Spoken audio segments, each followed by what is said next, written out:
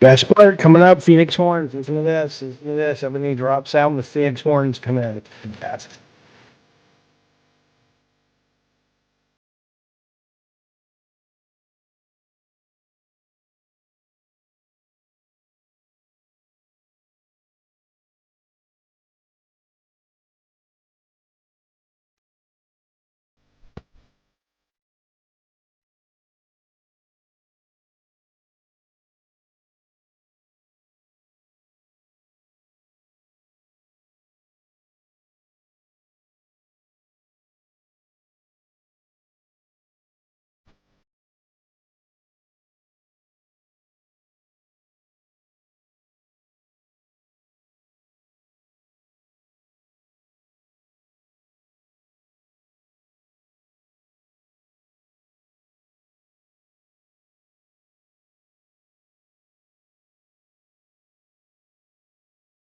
Hello. There we go. One of the best songs of the 80s, 85 best pop music decade. Well, 85 best pop music year. The point is, welcome to the show. Hang on a second. Let's get rid of this fucking thing. So I can see your beautiful faces. One moment, please. One moment, please, man. Just give me a minute, man. Hey, that's not right. Although I am, that's on the screen too. What's up, fellas and filettes? Welcome to the show, whatever it's called today, Gabbing and Games. I don't know. We're going to talk about a bunch of stuff today, not just the video games, just shooting the shit. Got some dope lined up. Kicking into the last weekend before the holiday season is officially behind us, which sucks. I like the holidays. I get depressed when the holidays are over. Not like for days or anything, but like I'll go through a little period of ennui for about, half a day or a day. I like the holidays, man. They're good. They're good. They're good people. It's nice to see you guys. Listen to this, Dr. Mister, Dr. Mister.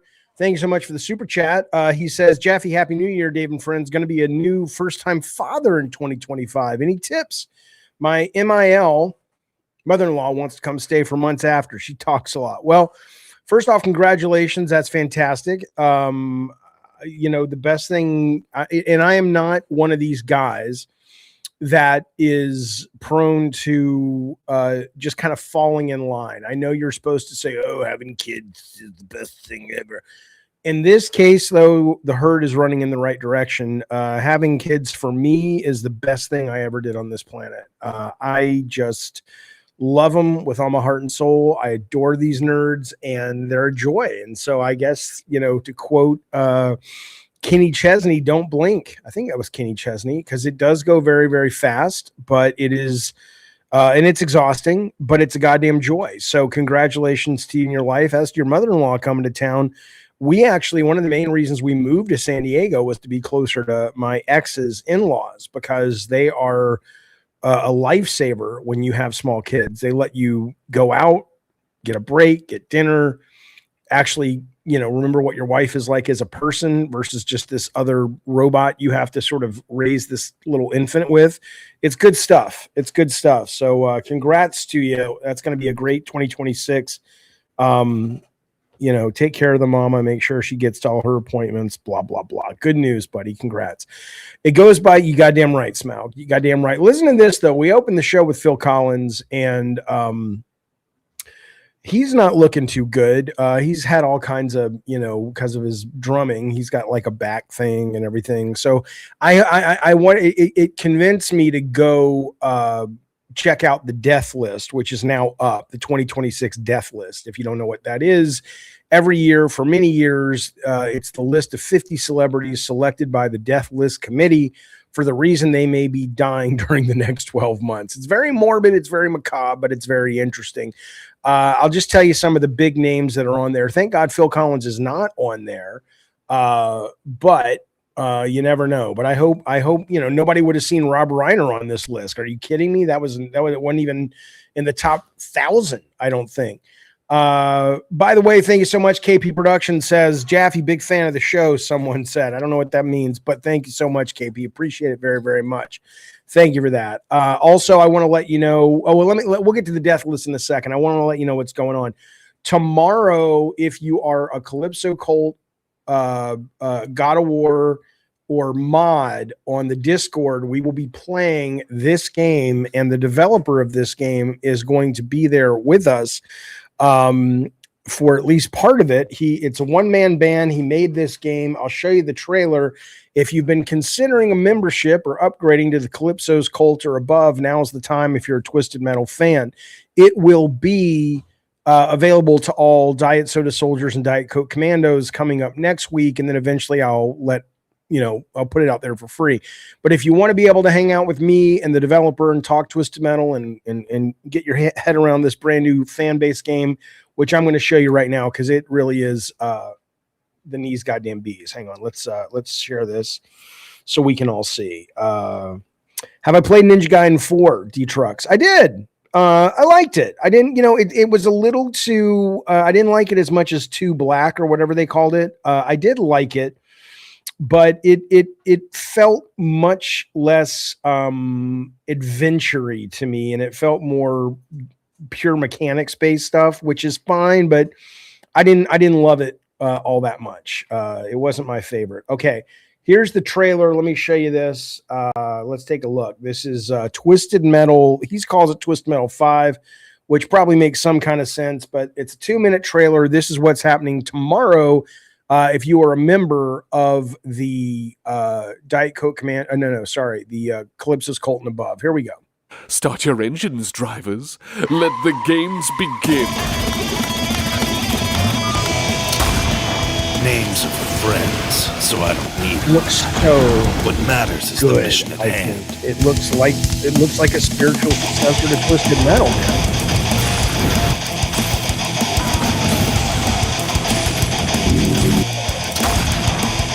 I'm tired of these nightmares. The dreams always return.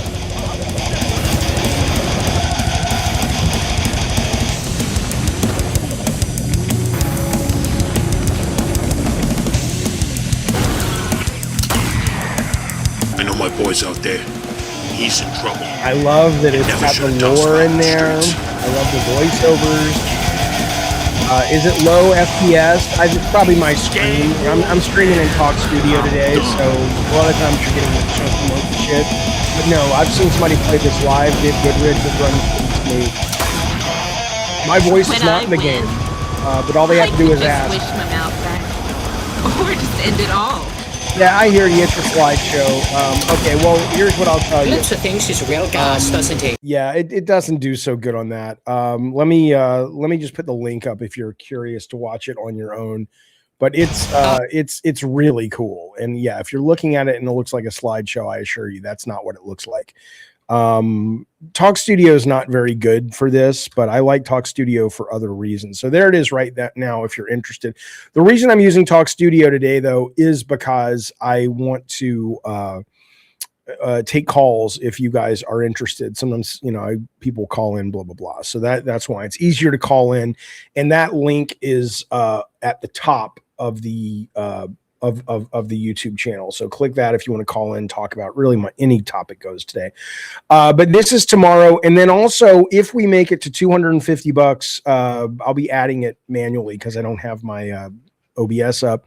By the end of this stream in a few hours, we will be doing on Sunday episodes 6, 7, 8, and 9 of the Twisted Metal TV series. I haven't finished it yet, season 2. That will be coming up on Sunday for everybody to watch in the Discord if we make it to our super chat goal. Right now, we just started. We're about $10 there. So keep the ducats coming in. Keep supporting the show. We really appreciate it.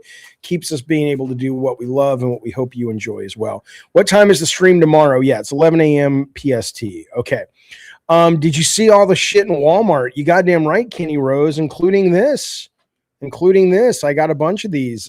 They had this one and...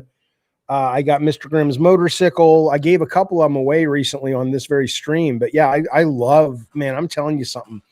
I just love that because I've always said this. You know, you don't have to look very far since I started streaming saying, Jaffe, should they make another Twisted Metal? And I've always been like, well, I don't necessarily have an opinion, although now I do, about car combat, but I think Twisted Metal is a wonderful franchise, and it has a lot of potential, and it's wonderful. I'm so grateful PlayStation Productions said, you know what, let's do something with that. Now we're starting to see, again, season 2 was very well received. I hated the first episode, but every episode after was excellent. They got a new showrunner coming in next season, so who knows what the future holds for Twisted Metal. But I'm enjoying, even tiny as it is, the kind of a rebirth of the franchise that probably speaks most to me. Okay. But yeah, don't forget. So super chats, it's not 0. In fact, I'll add it. Maybe I'll try to stay on top of it. But if I smoke any dope, we're going to throw that out the window. Today's kind of a free for all, whatever you guys want to talk about. But we're at $10 right now, so let me edit that, and I'll do my best to keep it manual. All right, there we go. Okay, so let's look at this death list, right? So the death list right now, as it stands, is we got, some of these people I don't know. Like Dick Van Dyke was Dick Van Dyke has been on the list 11 times. He is 101. This makes sense, of course. So he dropped down to rank 2 this year. So he's on there. Buzz Aldrin, astronaut, is number 5. He's on there. He jumped up 40 spots. Looks like Alan Greenspan, Mel Brooks, Jesse Jackson. Who else? David Attenborough. Goodness. A lot of these people, most people, a lot younger than me don't know. Joe Biden, number 25. He's on there. Clint Eastwood is on there. John Williams, the great John Williams, the composer. I'll tell you something about Johnny Williams. I am playing 2 games right now. One of them is called Wizardom, and the other is called Foolish Mortals. And I will tell you what, both of the soundtracks are staggeringly good and clearly staggeringly inspired by John Williams. They're excellent. She's Jaffe, says TJM. What a depressing topic. Yeah, I know. Where's Noam Chomsky is at? He's in there. He's number. He's been on the list 4 times. He's number 9, up 13 places. I like how there's a guy on here, David Irving. His claim to fame is he's a Holocaust denier. What? Ted Turner, media mogul's on there. Who else? Linda Ronstadt, Vanessa Redgrave, Tom Baker, Doctor Who. That's a sad one. David Hockney, artist. William Shatner. I was thinking about this. William Shatner. No, Chomsky's not at the top. The top is this person named Esther Rantzen. And then Dick Van Dyke, Eva Marie Saint, Pete Murray, Buzz Aldrin, Sonny Rollins, Alan Greenspan, Mel Brooks. Coming in at number 9 with a bullet. I hope not. Noam Chomsky. But Louis Farrakhan is on there. Michael Bolton. Why the fuck is Michael Bolton on there? It's not like he's 90. He's 73 years old. They got Michael Bolton in at number 43, 47. But Shatner is the absolute last dude on there from the Starship, the original Star Trek. I didn't realize he was the last guy, which is kind of cool that the captain is the last one to survive. But I think all the other ones, like Nichelle Nichols died a couple of years ago. Obviously, Nimoy's gone. Bones is gone. Sulu's still around. So he'll probably be the last surviving member of the Enterprise. But there you go. That's your death list for 2026. Yeah, people don't like Michael Bolton, I guess, says D-Trucks. I guess so. Bill Hicks was bashing the hell out of Michael Bolton. A lot of people didn't like Michael Bolton. I always thought his music was fine, for what it was. But, what can I tell you? Okay, what else do we got going on? But that's the death list. Listen to this, though. Let's turn from depressing. I don't know who Esther Rantzen is, though, a cab. Yeah, Takai's still alive. Sulu's still alive. He's still alive. I like this, though. Let's turn to the bright. These are the games, the big games coming out in 2026. I'm not going to read them all, but IGN put this little infographic up that makes me happy to see.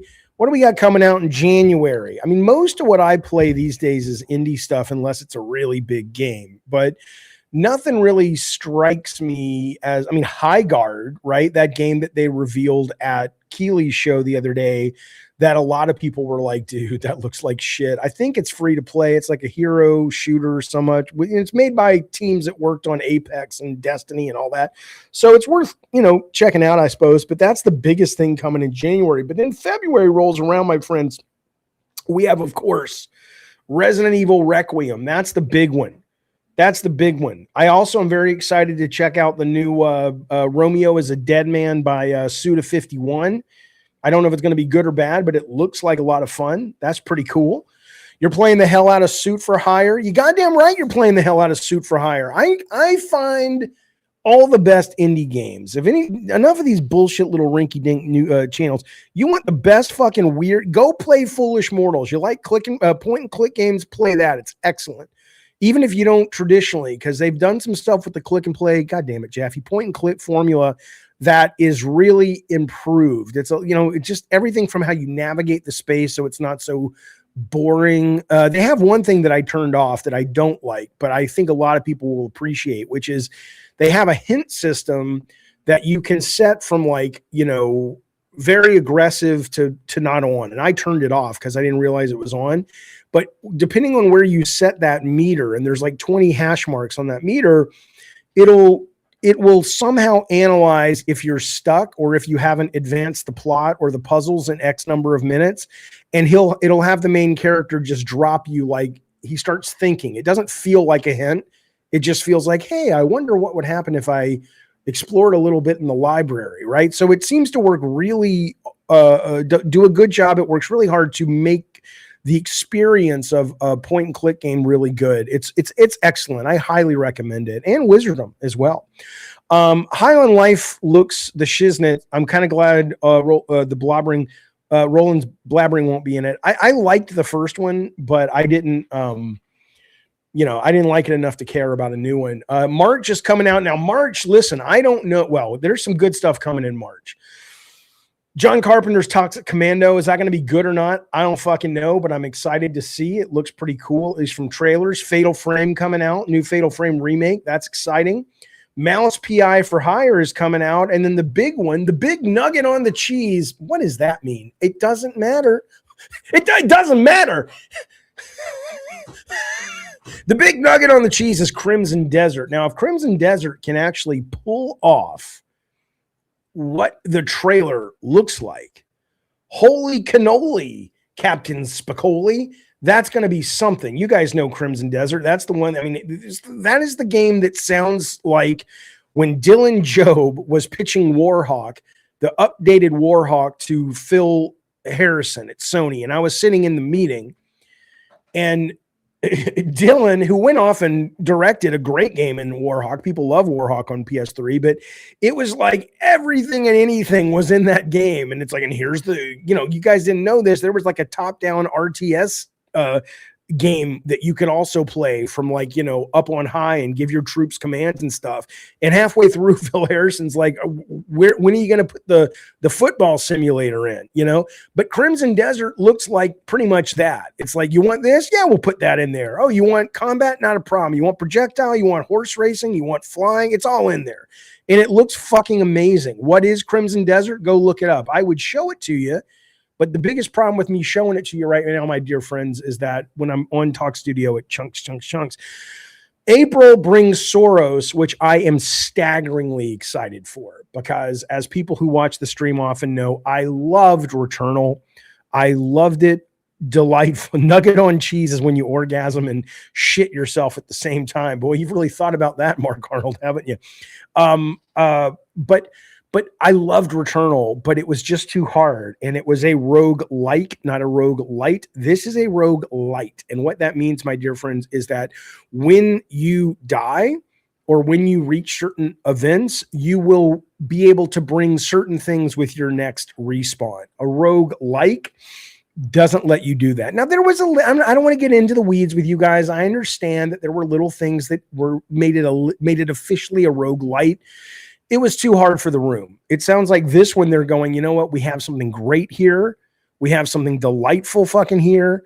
But we're gonna now actually try to make some goddamn money on our talents, because Returnal, we were too precious with our vision. So I'm very excited for the follow-up, which is called Saros from Housemarque, coming out on PS5. First Light, I think First Light got moved, didn't it? But regardless, you got a Big Banger May coming out. You got a Big Banger May coming out with 007 First Light, which they say, see the news the other day, they said, weird, what's with my hands? Do I have Parkinson's?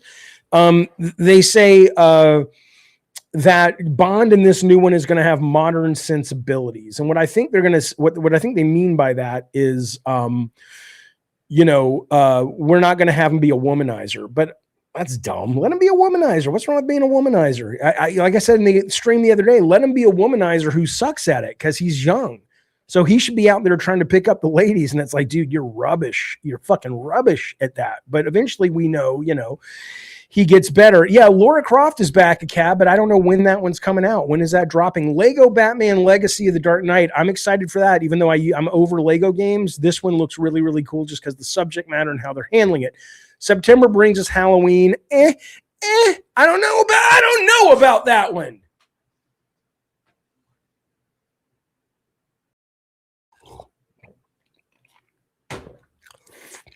I don't know about that one because listen to me.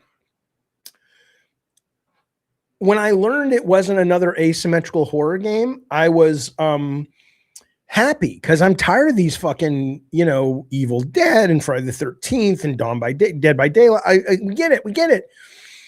But then it's still going to have that as well. So I don't know. My jury's out on Halloween. Phantom Blade Zero looks delightful. Maybe too hard for me. Looks great. If Grand Theft Auto actually hits in November, that's going to be a hell of a November.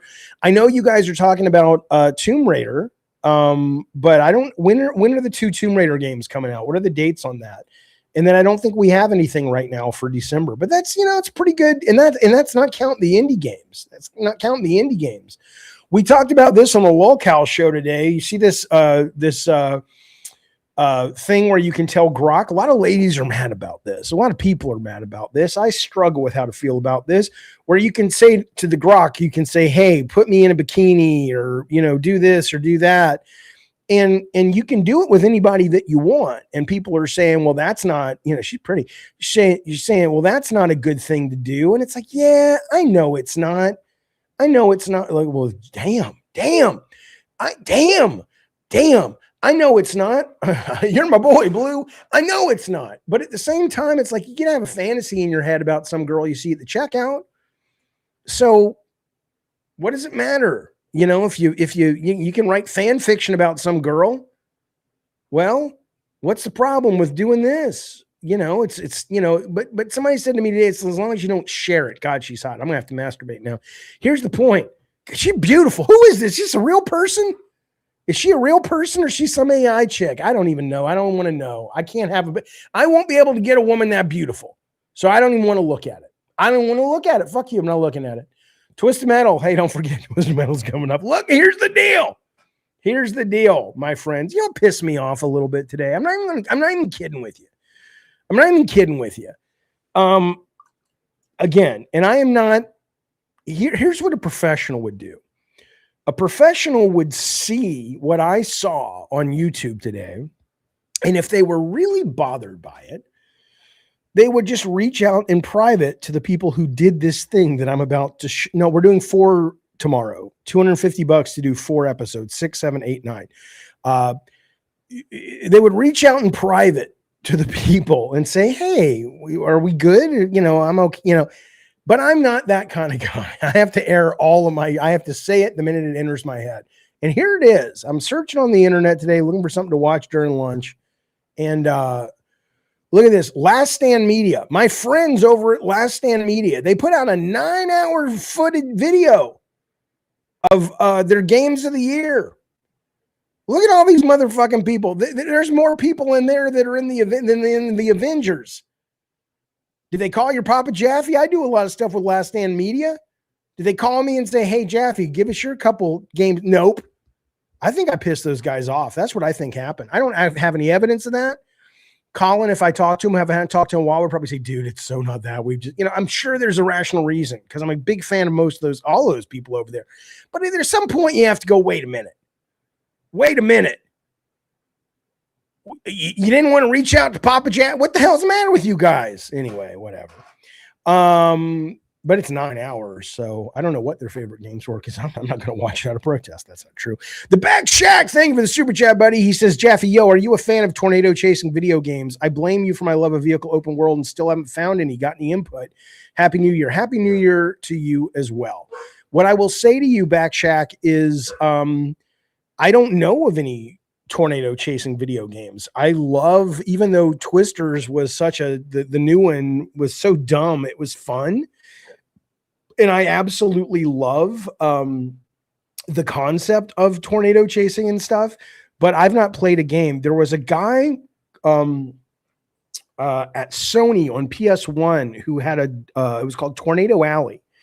And he was a producer over there, and he was a good dude. I haven't talked to him in a very long time, but he had a prototype made where you played a tornado. And this is before games like that had come out. And it was like, I don't know why Sony never kept going. This was the PS1 era.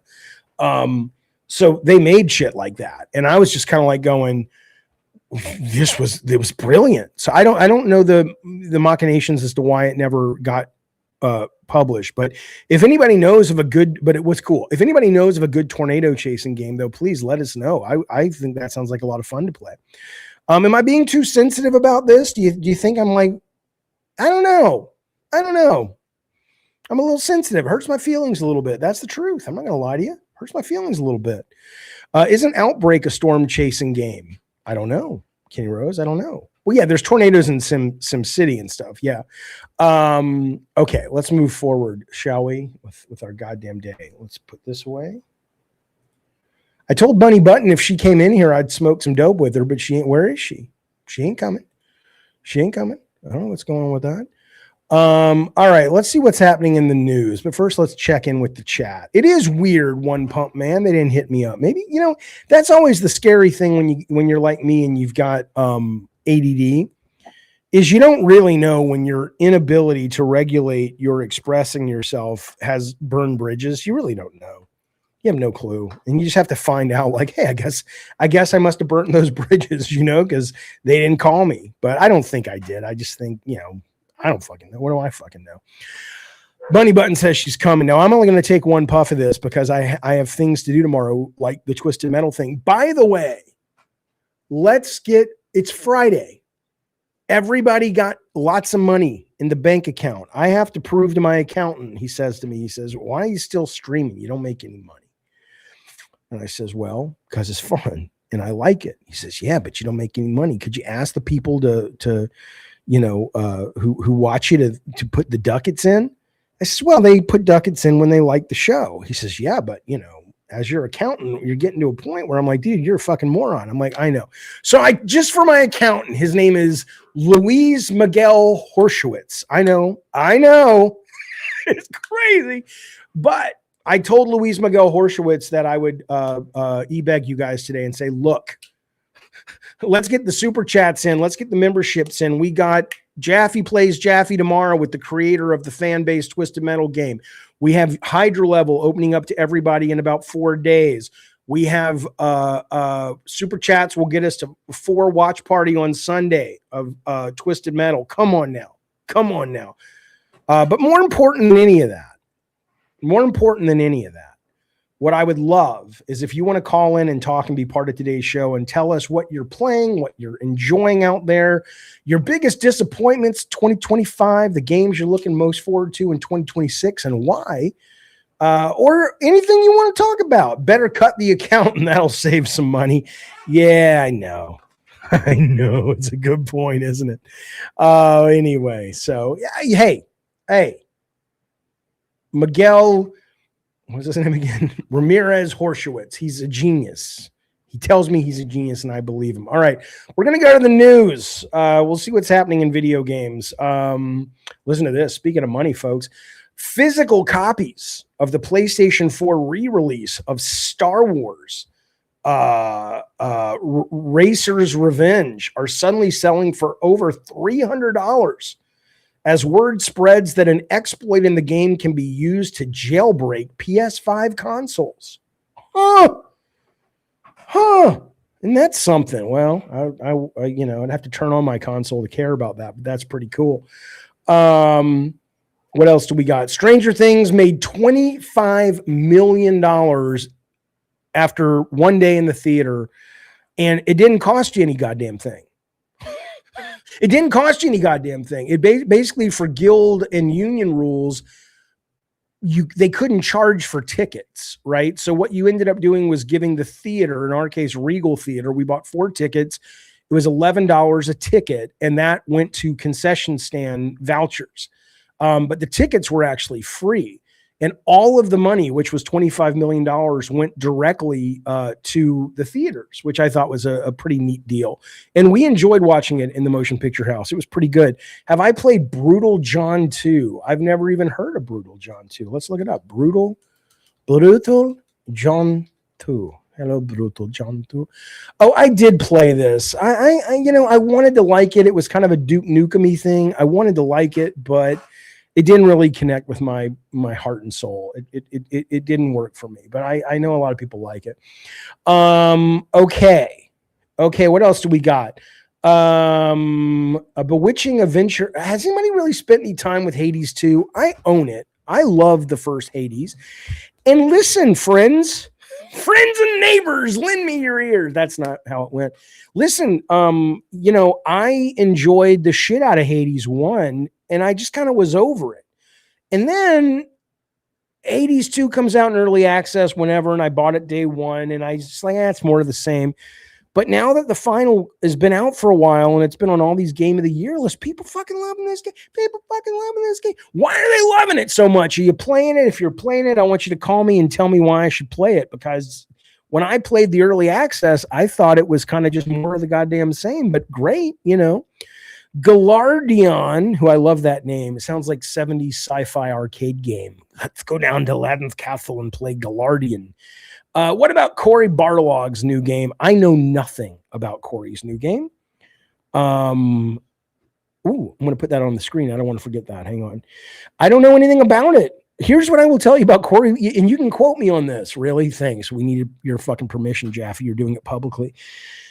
I know. You guys want to hear Sussudio again? Anyway, here's the deal.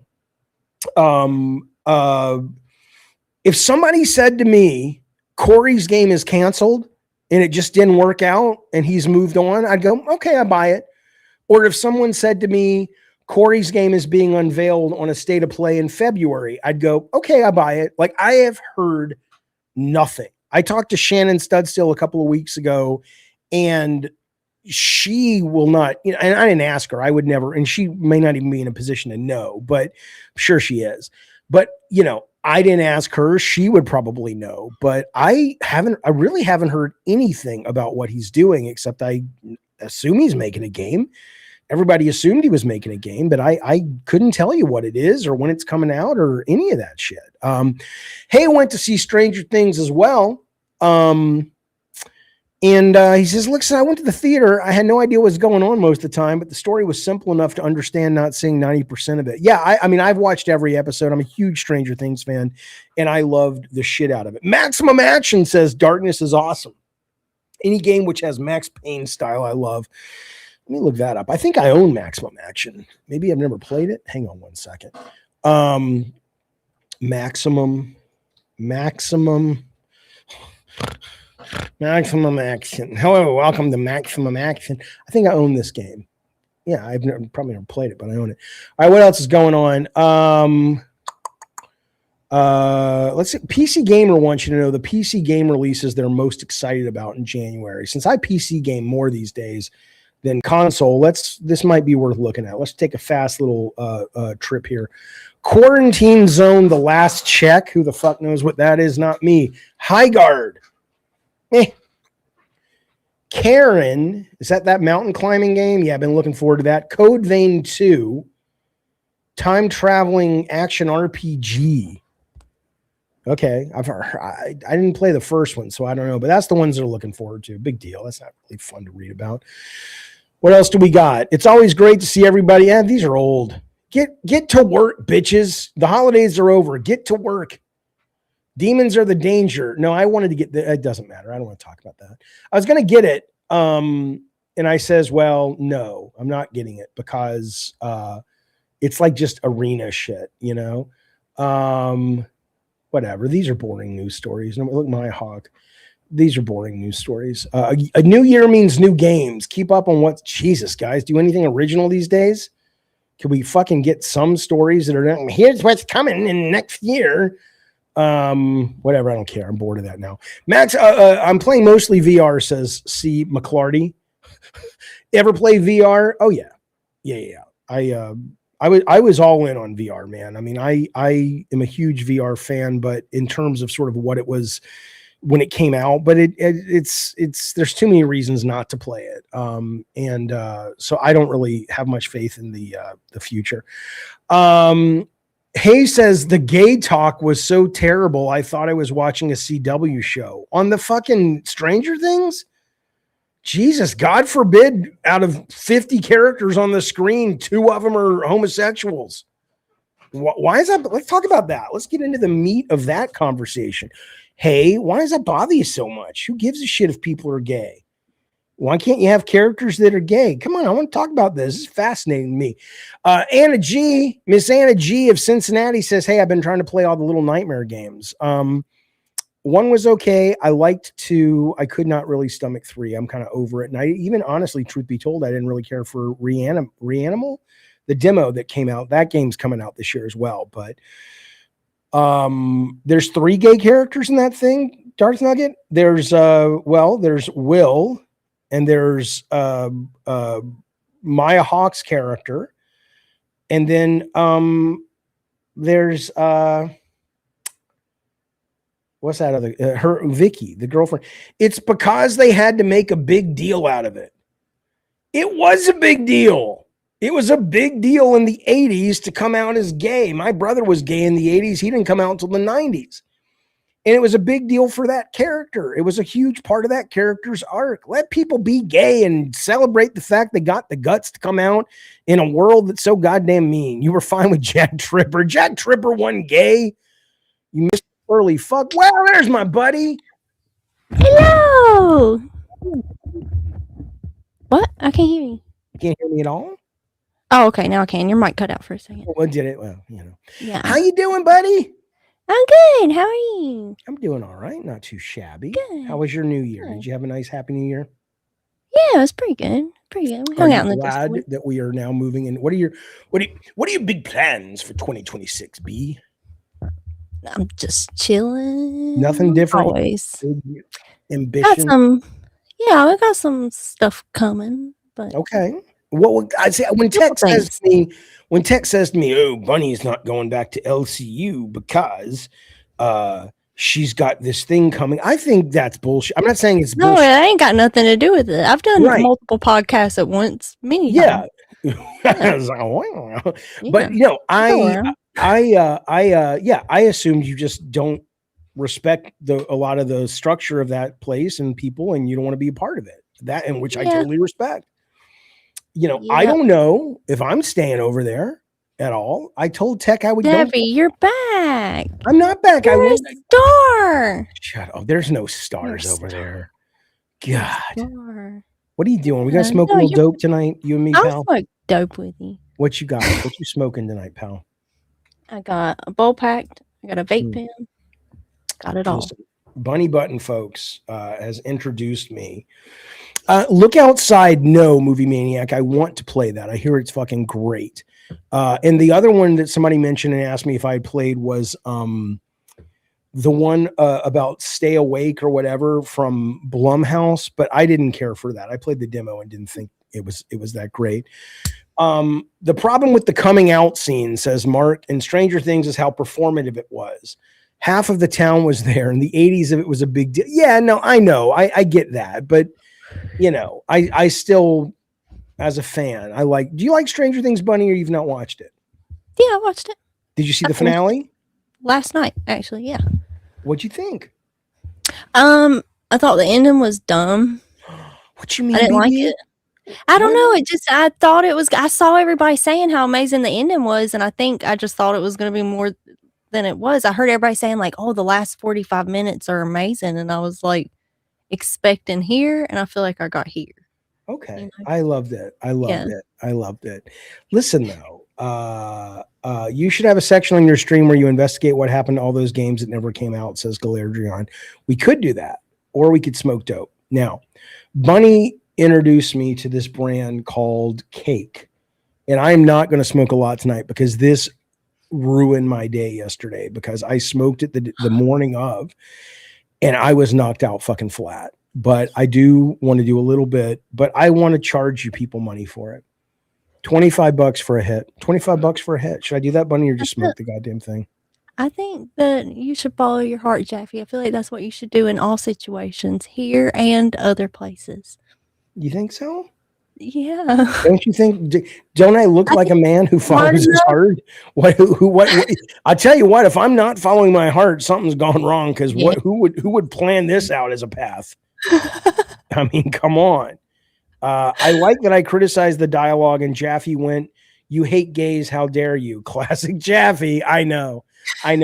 You're a total homophobe, huh? I know. Hey, man, I had one of the best shroom trips just closing my eyes and listening to Fashion Nugget, says Darth. I don't know what that is.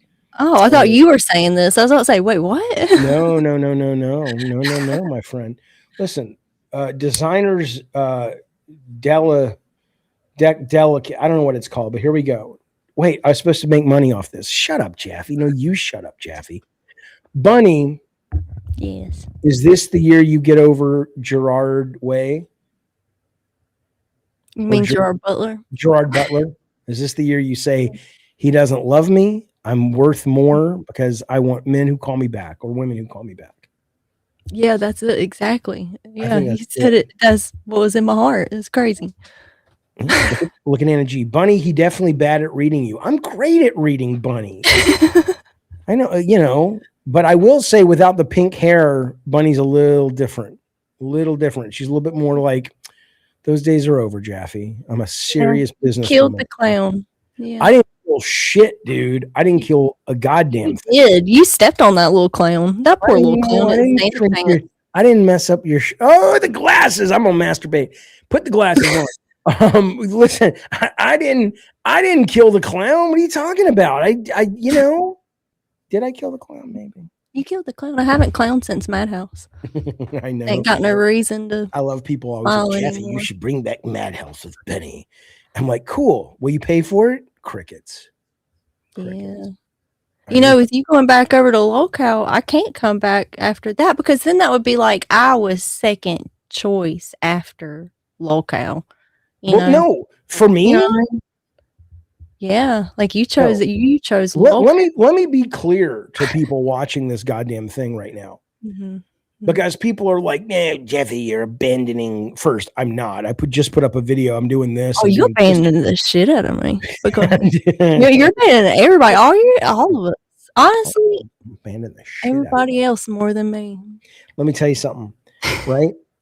The answer, and I hate to sound like a broken record, it's just that I can't help that Louise Ramirez Hershowitz is like, dude, you got to make your duck, right? And I'm just like, and so it's like, hey man, whatever you think about Locale, and I get it, there's a lot to dislike about certain things happening over at that network. But my God, you make money over there. That's the goddamn truth. I mean, I don't know why they have that magic. I don't know what it is, but fuck, I'll take it. You guys want me to not be over there? Fucking start spending money over here. But shit, man. Look, Bunny's a very expensive friend. I have to buy her things all the time, or she says she won't be nice to me because she says people like me don't like people like you. Why are you allowing me like that? All I've ever been is so sweet and loyal to you, Jaffe. You left me alone in that hotel room. You left me alone, and I ate with my hands. And what's crazy? Tate took all the soap. I couldn't even wash my hands. Why did he take the soap? He took the soap out of the hotel. He's a Fairlane. Oh no, I just made that up, but I bet he did. He probably did. I brought my own soap. Probably did. It's true. Yeah. Listen, do you want to bring in Smaug? Would you like to see what he's got to say? I think he's from England. I would. Yeah, I remember Smaug. Let's bring him in. Hello, Smaug. You're on with Jaffe and Bunny Button. Hey, Bunny. Hey, Jaffe. Hello. What's going on? Well, I'm not from England, Jaffe. I'm from Wales. Not from England. From Wales. Next town over, chap. It's just these things. Next town over. Well, what's going on, Bunny, you look Smaug? great. You look like Katy Perry. A little less crazy. Thank It's good. you. I hear that literally every day of my life. I want to bash my head in. Thank you. Do you Jaffe, really hear you that look a great. lot, huh? Never change. I heard it even in high school. Like as soon as Katy Perry came out, I had black hair, and it But is that a bad thing? She's a pretty lady. She's a nice person to be Yeah, associated she's with. pretty. She's pretty, man. I don't think anybody likes constantly being told they look like someone else. I was told I looked like Rick Moranis from Honey, I Shrunk the Kids You look like Randy Quaid. with the beard. When I roll past a picture of Randy Quaid now, I have to go back up because I'm like, oh, Jaffe. And I'm like, oh, no, Randy Quaid. It's You Randy put up Quaid. some very attractive images on your Twitter the other day. You all in this like not Lindsey Buckingham. What's her name? Stevie Nicks clown with all the gauze and what was that? What was that about? It's like a professional photo shoot at the mall where you go down there and they say, we're going to make you look all glam shots and stuff. And I took those with little clicker buttons. that's good. With my Man, phone. Stevie Nicks is great, man. Stevie Nicks on Fleetwood Mac. Oh, yeah. Fuck off, Addy Pie. Is this channel off the rails again? No, man. It's fucking Friday. What do you want from us? I'll bring it on the rails. The Welsh lad will bring it on the rails. Don't What do you worry. want to talk about with the rails, Smaug? What's on Jaffe, your mind? Yeah. I'm playing some Death Stranding 2 at the minute. Have you played Death Stranding 2, Jaffe? I think you bounced No. off it, didn't you? No, I haven't. You bounced off it, I think, didn't you? I bounced off the first one, and I did like the J.C. Penney's Portrait Studio. Geez, you goddamn right. I bounced off the first one, and I liked it. It just was too long, and I'm like, I'm never gonna fucking finish this, so I'm gonna move on. Man, there's so many fucking games coming out. I'm doing it like the end of the year. I'm still catching up. Like I haven't played Play Obscure, Oblivion Remake. I really enjoy that. I really do that like at Christmas time. Christmas is when I essentially catch up on a lot of them. Yeah. You know? But yeah, it's really good so far. I really love the Kojima craziness, man. It's batshit insane. Yeah, people say it's great. People say it's great, and you know, I like Kojima, but there's a point where I just don't have the energy for that, right, Bunny? And she's just like, get me off this. Oh, yeah. Y'all were talking about games, and I stopped listening. What? Oh, nothing. Yeah, come on, Bunny. What's Kojima? I What's agree. good about Kojima? Come on. Oh, You agree? he's a handsome That's not an fella. answer. He's so handsome. Is he a handsome guy? I'm always like, he's so funny. Kojima's handsome. Who's the Yeah, best he's- looking video game developer out there? Like, I don't know who that is. I don't think I've ever seen him. Maybe Neil Druckmann's up there, maybe. Neil Druckmann's a good looking dude. Druckmann's good Good looking. looking fella. Sam Lake. Besides that, well, yeah, but come on. Yeah. I mean, he put himself in the game. He must think he's pretty good looking if he put himself in the goddamn game. That's true. Okay, should I? I'm just gonna. I mean, I'd put Just, Jaffe yeah. up there, Papa Jaffe. Oh, I think so too. I'm a goddamn good I'm in looking. contention. I'm a good looking man. But you shouldn't say that though, Jaffe. You shouldn't say that you're good looking. Okay, you just let people tell you that you're good looking. You don't say it yourself. I didn't say it out loud. No, he did say it out loud. Only to the thousands of you. Todd Howard. Todd Howard's a strange young man. He looks like a woman as he gets older. Like he looks like Mrs. Doubtfire, but he is a good looking man. Robert. Yeah. Oh shit, the pot's it. No. I just took it. Jade Raymond. She's a very attractive lady. Yeah.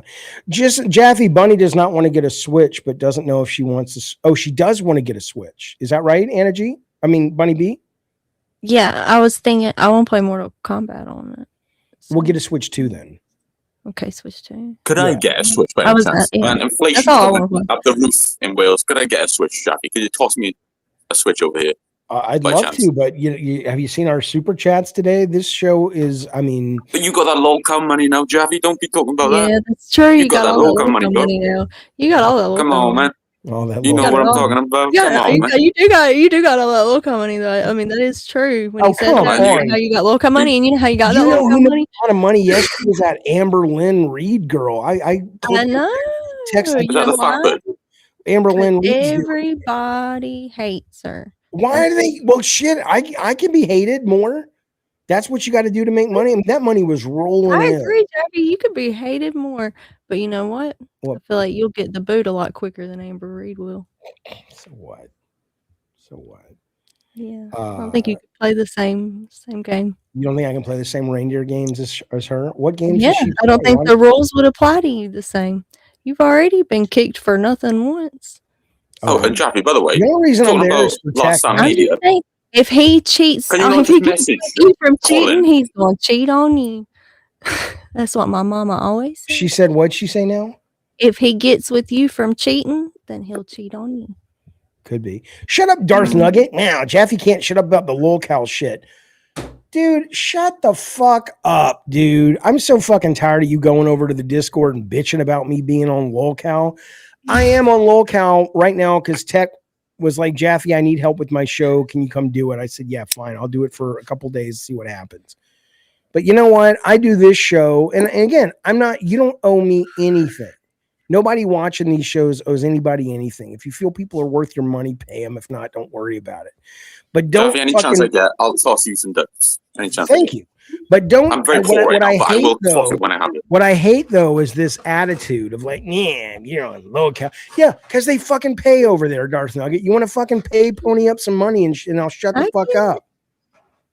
Jesus Christ. Side note, have you guys seen that movie Christie? That boxing movie just came out. No, with Sydney Sweeney. The fucked up movie it is. That's way more fucked up, man. Right? Yeah. I thought it was going to be a boxing movie. Ended up being a domestic abuse drama. It's fucked up. Really? It's good. Is it good though? It's good, but it is fucked. There's a scene at the end. I was like, that is fucked up. Oh wow. That is really. What crazy. about the one with great. The Rock where he plays the MMA guy? I love that. Smashing Machine. Yeah, I love I that. haven't seen it. Have you seen that? Oh, watch it, Jeffy. What's the last movie you saw, Bunny? Huh? Last movie I saw? I was reading the chat. I thought you were talking about games again. I stopped. Is it the Katy Perry concert movie? I was smoking way before I got on here, Jaffe. You should have known that. What is what's the last movie you saw, BB? Oh, I think I rewatched Powder for the 5 billionth time. Powder? Yeah, I love it. You know, my ex-wife went on a date with that guy. Really? What's his name? He played young Indiana Jones. What's that guy's name? Sean Patrick Flannery. Oh, yeah. Yeah. How'd the date go? Well, she was only like 16, and her mom set her up because her mom managed apartments in Texas, and he lived in Texas, and he was just starting to try to get acting jobs, and she was 16. He was like 19. For some reason, her mom thought that'd be appropriate. So she went out with him just once. She said it was only in nice. Hollywood, baby. No, it's Texas. No, I mean the Hollywood industry, actors. And Courage, what are you doing over there? Don't take a piss on that couch. Oh, he's a baby. He's a baby. I'm just He's a baby. Yeah. Oh, shut up, Darth Nugget. I swear to God, Elliot, enough. Look, 52 months membership. Thank you, Carlos. I will say my biggest problem with the last episode of Stranger Things 5 is how it would end in the last battle was filmed on a PS3. I loved it. I thought the last battle was cool. I thought they were all cool. I enjoyed it very, very much. So, can I admit I haven't seen Stranger Things? Is that okay to admit? Or is this a safe space? You can get the fuck my man out. gives me shit for it. My dad gives me shit for it. My fucking dad is watching it. I'm not even watching it. It's great. I love it. But I mean, it's I watched 3 episodes when it first came out in 2016. I would say, look, if you didn't get enraptured by the first season, it's not going to get any better for you. I mean, it is, that's one of the best seasons. Season 1, season 3, part of season 4, and volume 1 of season 5, and the finale are amazing. But yeah, I don't know why, because I love the 80s movies, Goonies, Stand By Me, E.T., love all that shit. For some reason, just didn't connect with me at that time for them. I walked out of the motion picture house and I saw a standee for Mandalorian and Grogu, which I'm not a huge Mandalorian Grogu guy. But the standee looks so fun, Bunny. It looks so fun, Bunny. It looks so fun. Talk about that. I was like, what? When I saw it, I was like, I can't even believe my eyes. You know what? Bunny, have they ever asked you to be in a Star Wars movie, Bunny? You'd fit in a Star Wars movie. You could be the hot girl in the cantina. Definitely. Sure.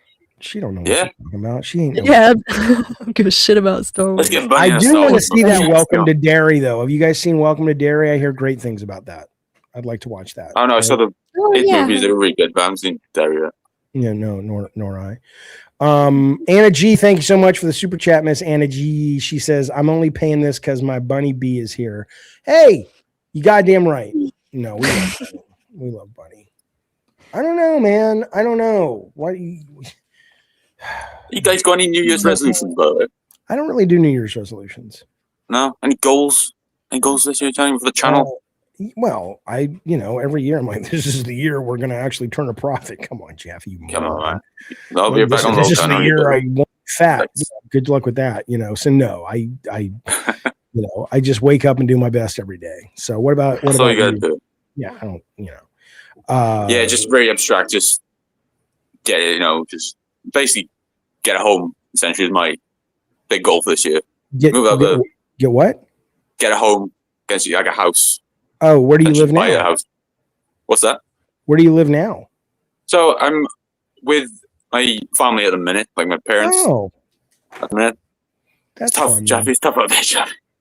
I love Yeah. when kids are so close. My son's Yeah. around the corner, and my daughter lives here with her boyfriend and me. So Yeah, that's cool. Yeah, it's cool.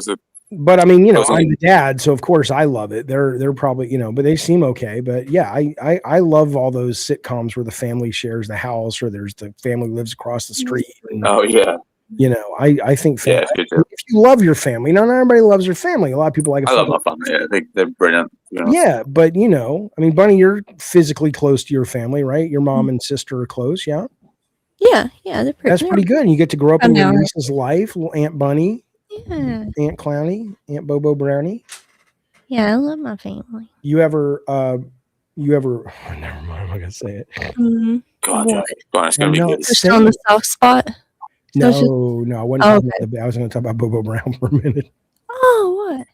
Well, because there was a girl in high school and she put cat food on her body. Oh, well, don't talk no more. Oh shit. See, that's what I'm saying. Yeah, don't talk no more. I know. I'm just saying. No, don't even think. Get that out of your head. I didn't. Why do you One remember super that? chat Forget came that. in and said, "Say it," and I don't think so. I just saw it. Anna G did it. She Oh, wanted- you want to play Anna G's because you hate women.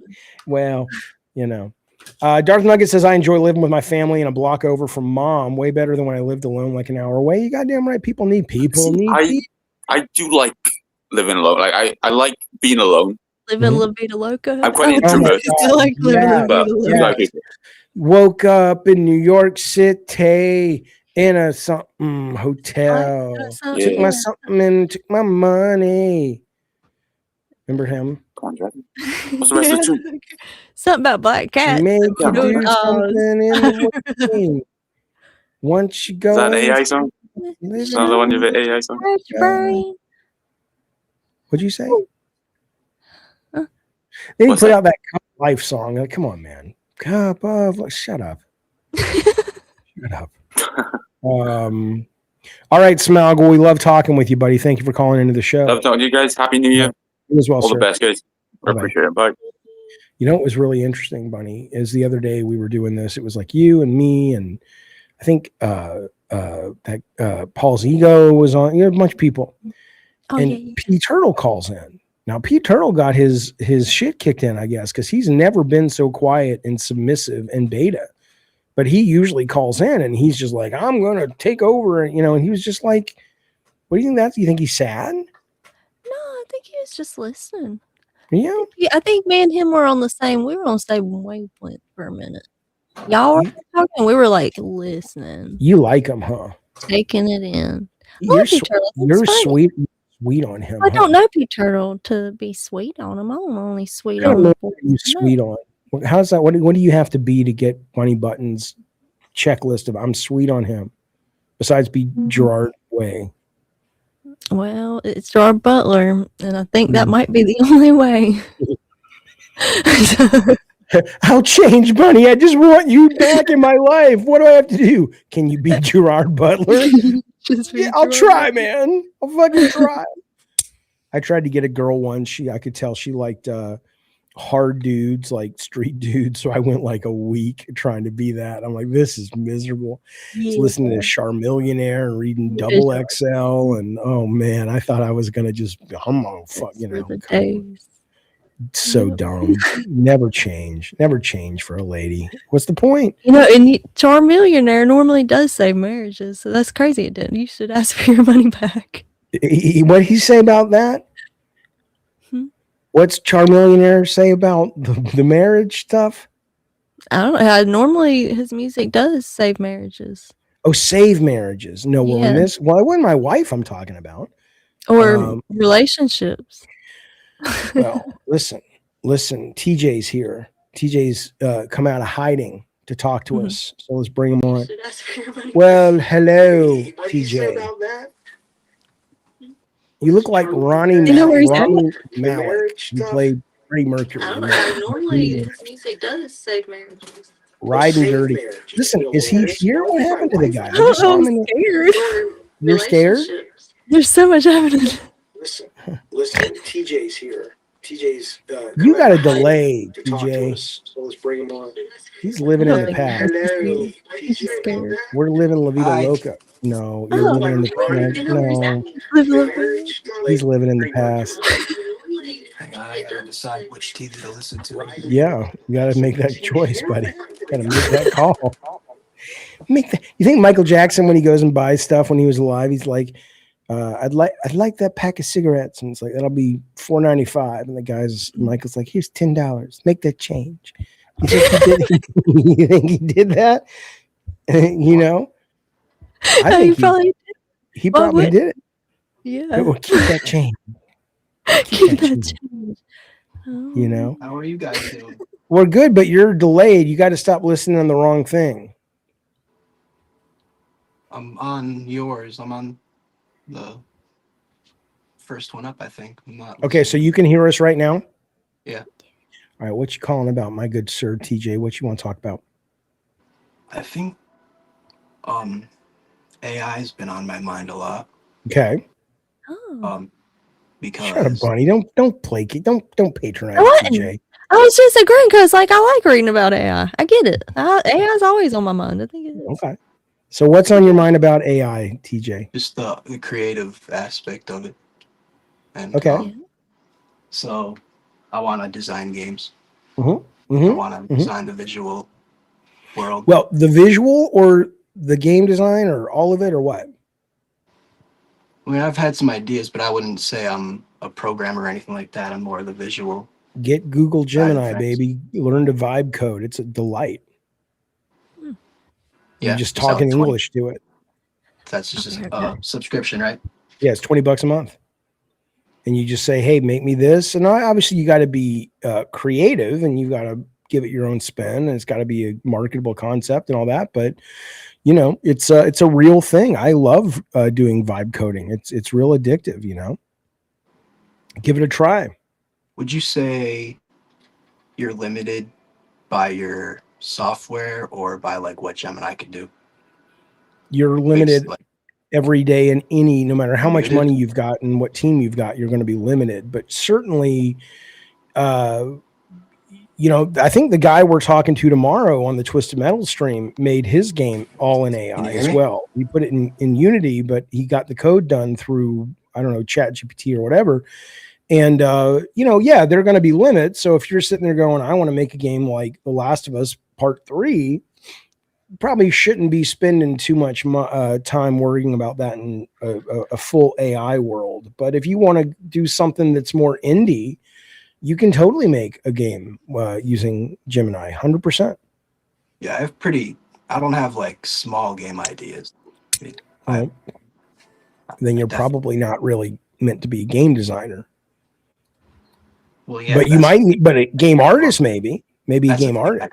Yeah, I have aesthetics and like world designs in my head that I would want to bring to life. All right. Well, you should absolutely work on it. Are you doing that? Yeah, I can. Yeah, I have a portfolio, stuff like that. Oh, good. Okay, good. No, look, man, AI is, you know, whatever the internet tells you about it, it's here. It's not going anywhere. A real artist will embrace it as the tool that it is. And sure, you know, you can mourn certain things about it, but everyone's using it. All you have to do is sit there and fuck around with it for a little bit, like at a design level or a filmmaking level. And you're like, why the fuck do I need to pay all of this money to go out and get a crane and dollies and cameras and grips and electricians and extras? And it's like, no. You know, if the audience is accepting, and they are for the most part, doesn't mean don't ever do real stuff. But what a bad business person to go, no, I'm going to just spend money on stuff that I don't need to spend money on. So no, I think it's great, man. Just get good at it. All right. Listen, TJ, thank you so much for calling. We appreciate it, bud. Thanks, bud. All right, man. Bye. TJ seems very hyper heading into the weekend. I hope he can get all that energy out somehow. I'm just fucking with you, TJ. We love that you called. We love that TJ called. I like artists. They're creative. I liked his sweater. You liked his sweater? It was a very lovely color green, and I like the way it was like knitted looking. That's good. Would you have anything nice to say about what I'm wearing? Yeah, you look dandy, Jaffrey. You look just dandy. Now your hair looks wet. You just got out of the shower, didn't you? I'm a goddamn detective. Yeah, a little bit ago. It's Got not me all right. the way dry yet. Not yet. You going out? You going out to clubs tonight? I'm going out. I heard there was a terrorist plot foiled in North Carolina. I heard it too, and it's not even that far from me. And also, not only that, they said that they were about to just let them go, and then the FBI was like, "I don't know." That's what everybody in the comments was saying. They were like, "Well, they promised us they wouldn't do it again." So by the way, you know, the judge was about to let them go, and then the FBI stepped in. I was like, it's everything like Doc Holly, Michael J. Fox. Like, well, if you stay here and take care of the pigs, we'll let you go in a month. I mean, Jesus. Well, what were they going to do? What was the plot in North Carolina? "All right." You didn't look into it. You just heard about Nope, I just heard it, and I read the headlines, and then I went to the comments. I was like, "That's enough." What was that noise? Oh my god! Swallow. I just like that you own it. You're just like headlines, comments, all that shit in between. I don't have time. I want to see what people are mad about or happy about. That's all I need to know. And if they're happy, I want to make them mad in the comments. You know what? You know, Tech and I had a plan today. We were like, he came to me. He says, "I bet you Keemstar does not own the copyright for Locale or Locale Universe or any of that." And so we called a lawyer and we said, "You do us a check a doing business as, because we're gonna buy that just to fuck with them." And we checked, nobody owns it. That's like the ultimate of what I've been doing in the background. How did you not buy it? I got both Locale Foreplay and Locale Foreplay. Did you really? That's the best. Yeah, I'm quick. I got like 10 accounts I'm cycling through. I know you are. You are very quick. You got Bobo on standby. Even if you're like in the shower, you have to go get the mail. He barks 3 times if there's a Locale title, and you just go. I'm coming, Bobo. Don't let anybody get it. Poor little thing trying to type with his paws to register it before. It was so cute. My jaw hurts. Ow! Don't let me laugh that hard. That was rude. Yes, I'm a funny man. I'm a funny man. Yeah. Lord. See, don't you miss doing Friday hiding with me? You act like I didn't want to keep. I know.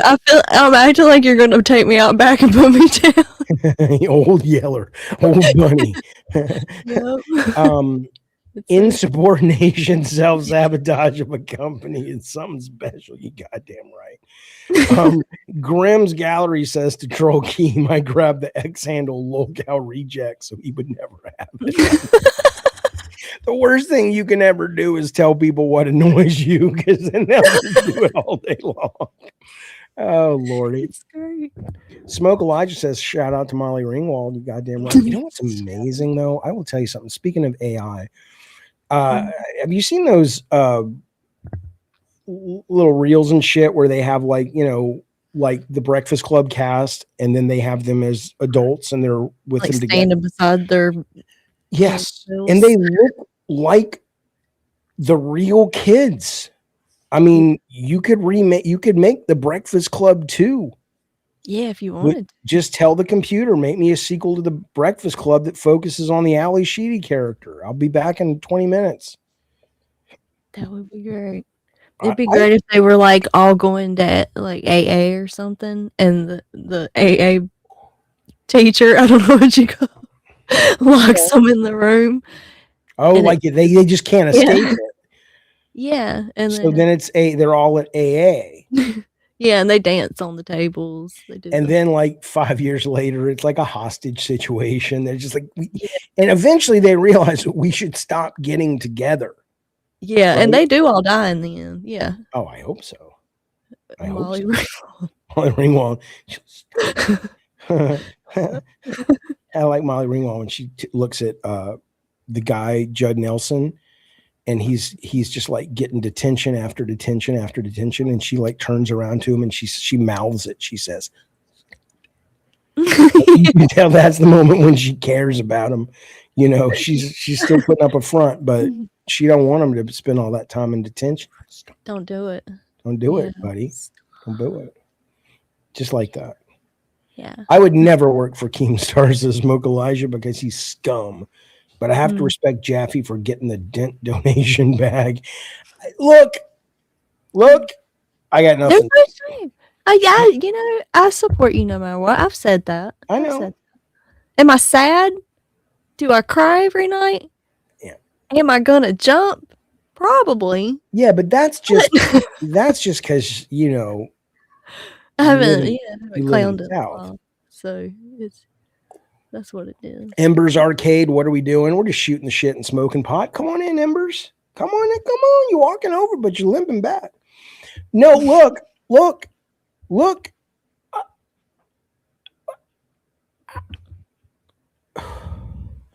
All I know is that these people,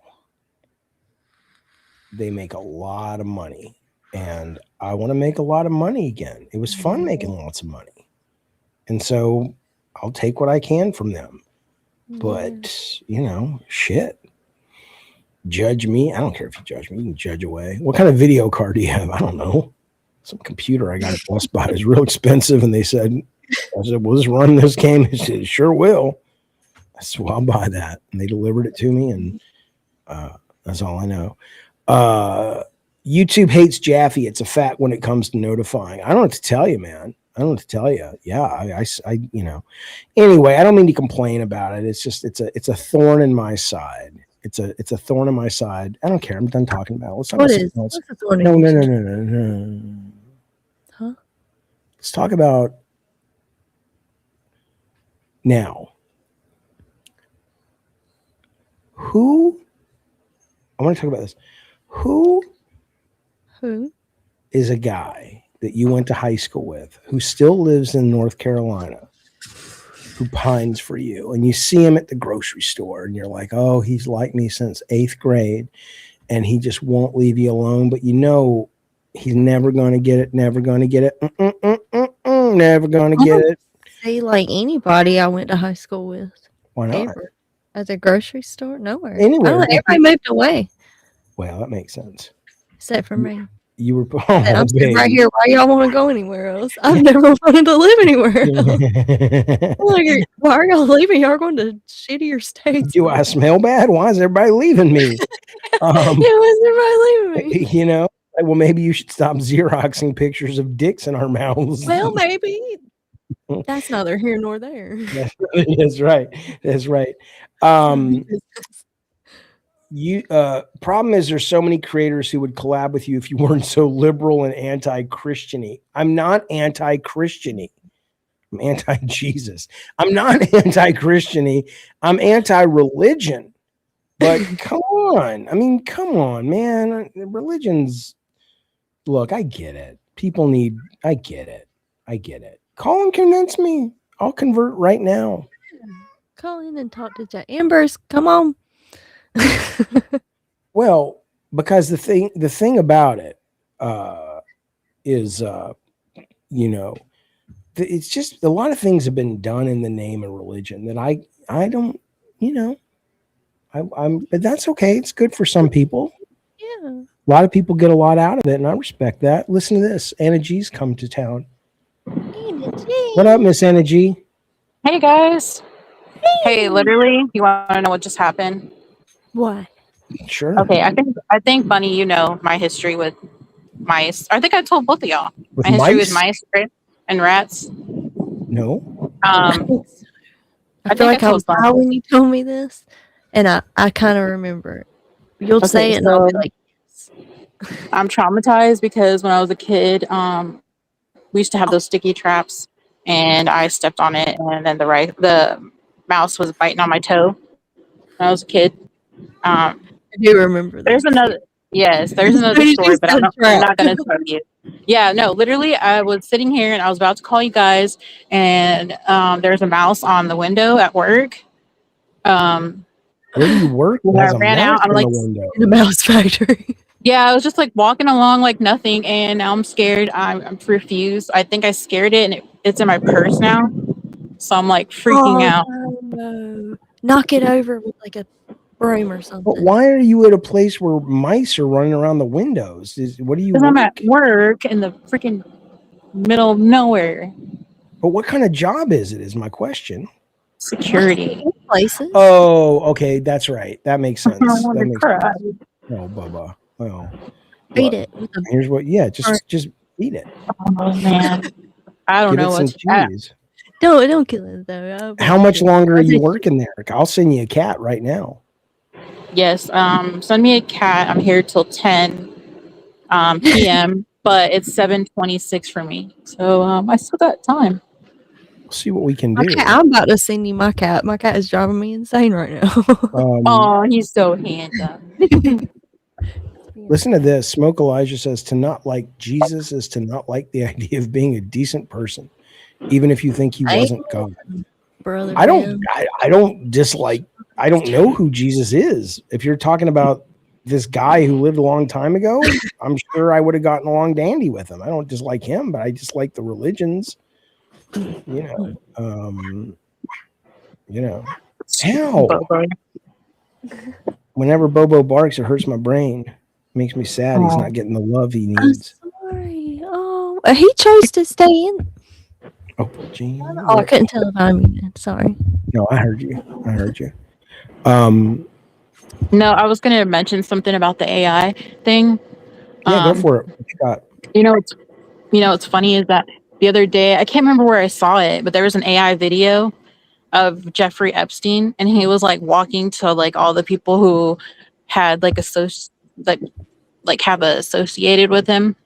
It looks so real. Insane, isn't it? Isn't it insane, man? It is, except for the one with Bill Clinton in a dress. That didn't, obviously. Yeah. I love the ones of old women getting crushed on the. I bet you do. Which one?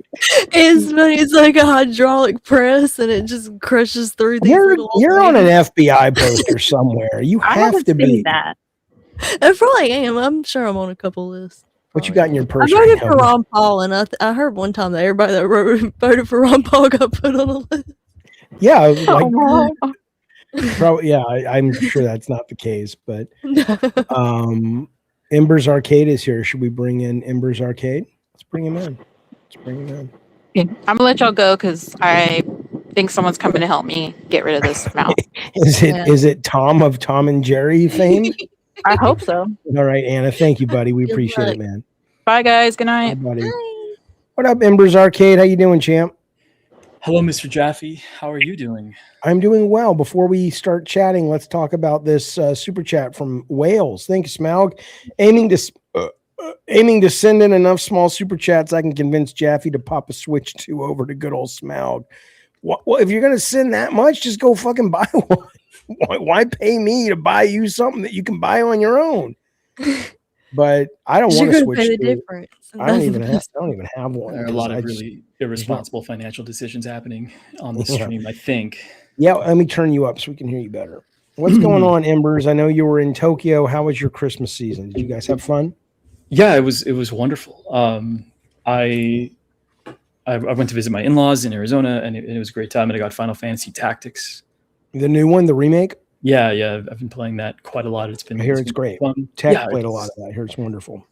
It's super fantastic. And I'm launching a podcast next week. What about? It's a gaming podcast. It's nothing that you'd be interested in. But well, no, I am interested. I want to know what your angle is. Like, there's a lot of gaming podcasts out there. You've got your ear to the track of the business of podcasting and game-centric content creation. So when you say I'm going to do that, you must have a an angle, right? What's your vibe, baby? Yeah, so the angle is just the fact that I and my co-host are MMO obsessed, long form video essayists, and we come from people who, you know, when people are playing brand new games that came out in the current year, we're playing Guild Wars 1. And, Okay. old school RuneScape. And so we're cool. We're coming at it from that kind of an angle. And so there's a very specific niche of people that still are really interested in that kind of stuff. That Absolutely. Ancient history. Now, are you not playing a- World of Warcraft where you can build your house? Have you done that yet, or you don't really get into that shenanigans? Yeah, I did do that. I don't really care for retail though. The current iteration of World of Warcraft is not the reason why I fell in love with it in 2004 when I was a kid. It's lost a lot of its novelty. It's really fast. I don't mean to interrupt. Watch this in a couple seconds. If we keep going, Bunny's eyes going to roll back in her head. Just watch this. Because we're talking video games now, Bunny. Oh no, I was listening. Yeah. Film Gamer X, buddy, has joined the Gods of War. That's what I'm talking about. We appreciate that incredible support here on this show, and hopefully we'll see you tomorrow when we do the Twisted Metal fan game, which I am very excited about playing. I've seen people play it. It looks great. Everybody welcome Film Gamer X. I'm going to welcome them with a very quick 2-sentence story about what happens when you have sex at the Cracker Barrel. One day, a lady went into the Cracker Barrel and she tripped and she fell in just such a way that a man's penis went in her vagina and they had sex and they made a baby. Thank you, Film Gamer X. What are we talking about? I don't know. Jeffy, I almost forgot to turn my camera off when I joined this call. Hey, why are you so shameful of how you look? What's the matter with you? I'm not ashamed of how Are I you look. like Rocky Dennis in Mask? Are you like Powder? I feel like we've had this conversation a few times. I just don't know that I want to give that away. I don't know that I want to give something I can't take back. You know what I mean? Well, what's I don't know what you mean. What do you lose by giving away what you look like? It's not that I lose anything. It's that the internet gains something that I can't reclaim that belongs to me, which is my visage. You know, it's like and as soon as you put that out there, it's for them now. I'm a born again anonymous. I could put it in Grok and say put Embers Arcade in a bikini. I don't like that trend. I just like the drama around that trend. I just think it's crazy, man. It's crazy. I'd be willing to just because I don't know, maybe it'd be fun to show you what I look like. I can turn my camera on for a second. All right, let's do it. Some guys were going around doing like really strange stuff with it though, like having it put babies in women's arms and stuff, and it was just really trad weird. wives. They want the trad wives. No, it was like a lot of them were like, you know, porn stars and cam girls who were like scantily clad, and they were like, put a newborn baby in her arms. Are they trying to like? And I'll show her what her real role should be as a beautiful. I mother. don't know. It's weird on many different levels. I think they're trying to inflict psychic damage. Why would that do it? Well, because maybe there's a situation where you have somebody like a woman that her career is prostitution essentially online, and the image of her as a mother with a child who loves her and who she loves and has this role, maybe even a wife, right? Like being loved by a husband and having that marriage, like maybe that causes psychic damage. Because I do think that there's a. Are you saying it causes they psychic were also damage? doing it to fully dressed women as well. It wasn't just like, but a lot of the weirdness I thought came from doing it with girls that were like actually wearing bikinis or like covering themselves with their hands and then they're holding a baby. Like it just felt too close to something really weird for me. And then also like there's the shit. Yeah, like some really weird. Oh, I wouldn't. Felt weird I wouldn't to me, assume that. but I don't know. It just felt, but somebody could take it that way and save those pictures because of that. Like all of it felt weird, but also they were doing it to like fully dressed women, and then I got the thought like, you know, what if one of those women can't have a kid? That's kind of like really fucking cruel to do to somebody. Like I don't know. There's just a lot of the internet's a shithole. Though. Yeah, and that doesn't I forgive know. it. It doesn't forgive it.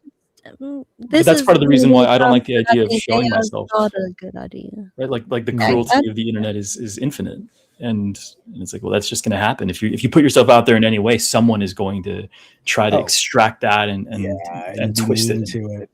Yeah, I terrible. think there. Justin, there I should have be- played Hotline Miami. I liked it, but it was a little bit too much. Memorize the level and get through it. I didn't love it. I couldn't get immersed in it. It felt almost like a puzzle game, but I liked it. Sorry, continue. Buddy. No, but I do think that there's, and maybe this is a hot take, but I do think that there's a sort of intense internal suppression that has to happen for a person to engage in those kinds of behaviors. You know, I'm you know me, I'm Catholic. I'm not going to condone prostitution.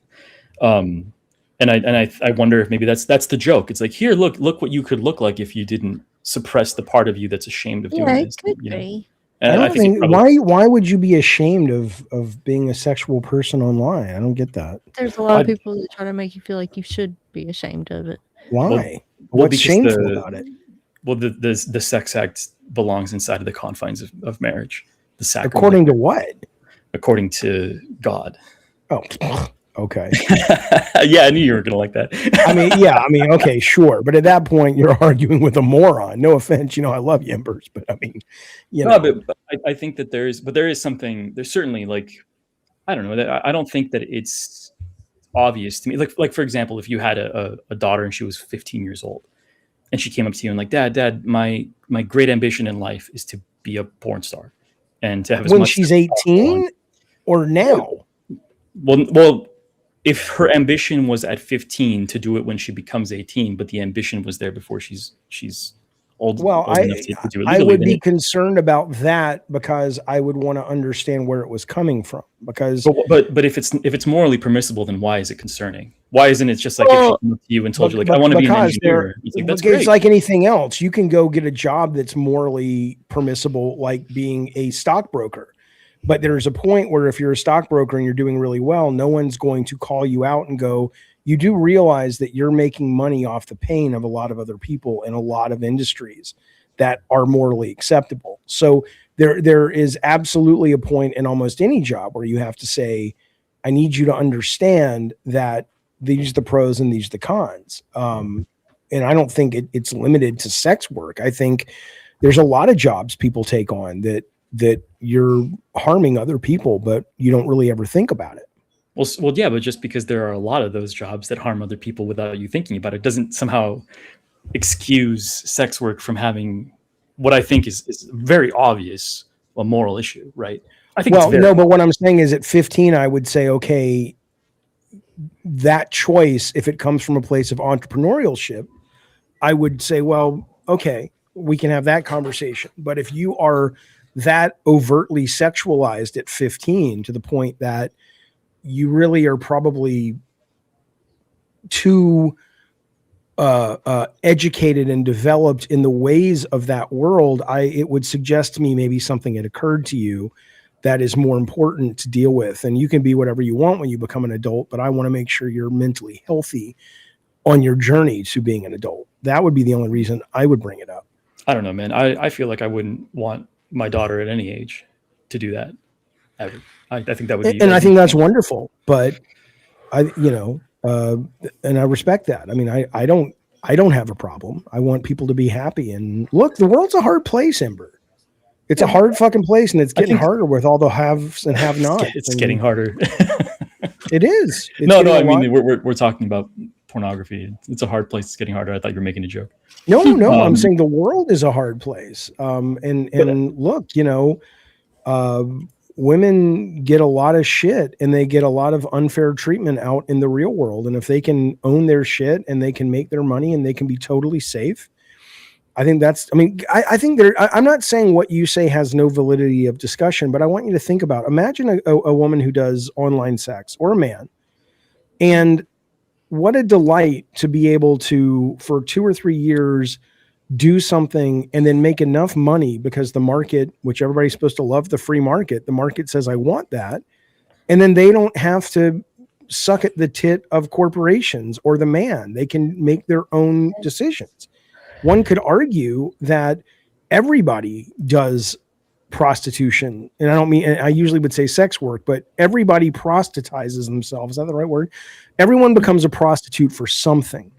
And so I think sometimes it's a way to try to disempower women to take away their ability to say, hey, I don't need you to take care of me.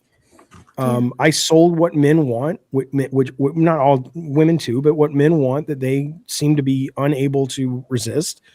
And now I have my own financial power and I'll do what the fuck I want to do. I think there's a lot of,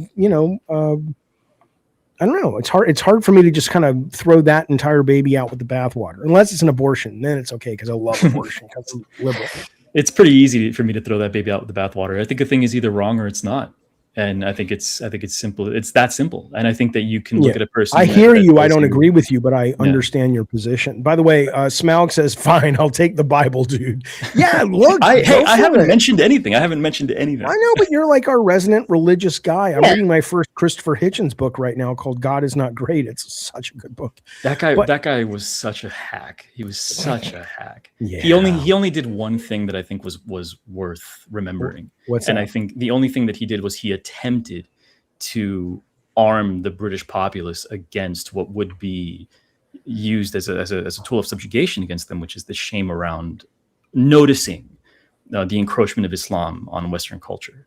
And he did do that. He was very, very intense about like they're going to tell you that you can't notice, that you can't talk about it.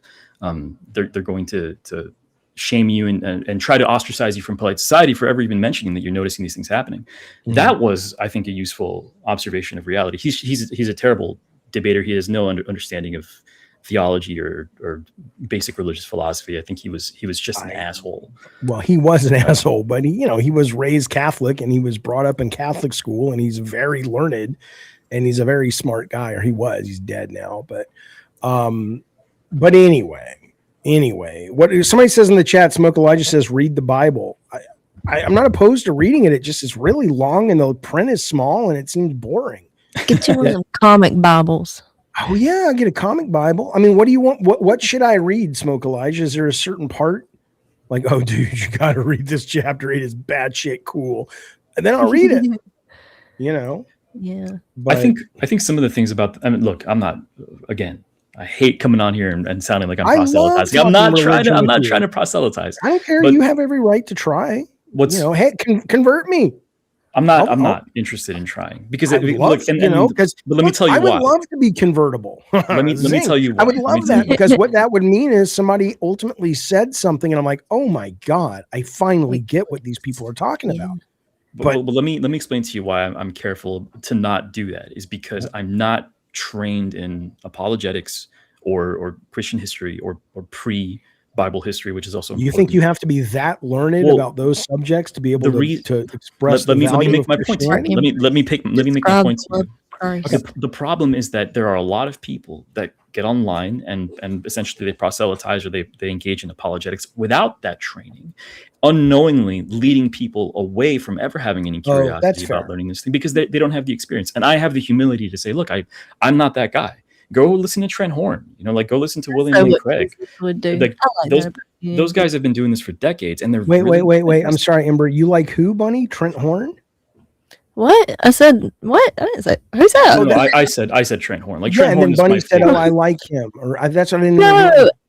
Oh no! I was saying when he said that he has enough whatever about him humility to not do that. Yeah, humility. Yeah. I forgot the word. I'm very high right now. Because for all I know, like, I said that's so what Jesus would do. I could get on here and go guns blazing, start a podcast with Ember's Arcade about RPGs. I could be up here and trying to like tell you, Jaffe, you're going to go to hell. Oh my God, Jaffe, you this and that. I could be that guy, and all I would be doing is driving you away from ever having any curiosity. I don't think you believe I would go to hell. You're not one of those Christians that believes that. Well, I believe what the Catechism of the Catholic Church teaches, which is that it's not my place to even say. That doesn't belong to me. Yeah, and I'm not concerned about that. But you agree that the Catholic Church has come out since and said you don't have to believe.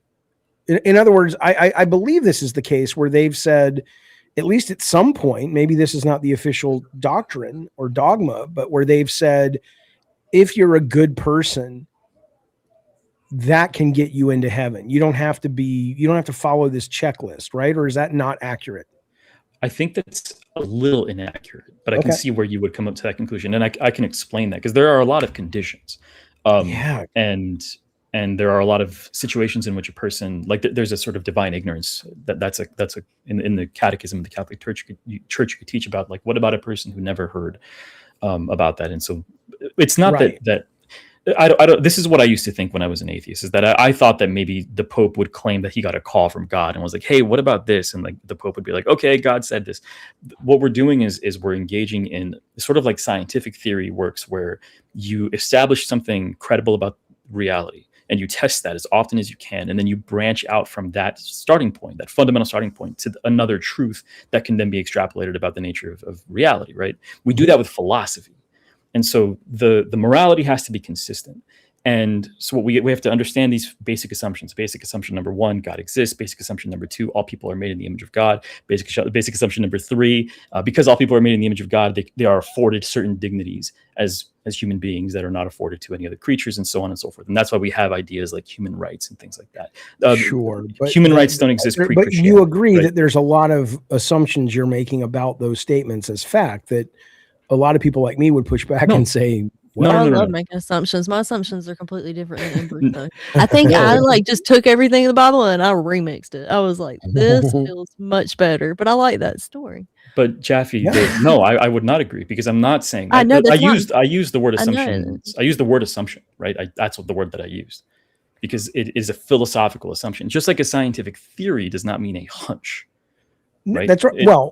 It's no, the same but a scientific theory is much stronger than a philosophical assumption. Well, I would say within the school of philosophical thought, it's effectively the same thing. Within philosophy. Well, I'm not the talking about, scientific like, theory. direct- Well, okay. So what is the scientific equivalent of saying God is created, man is created in God's image then?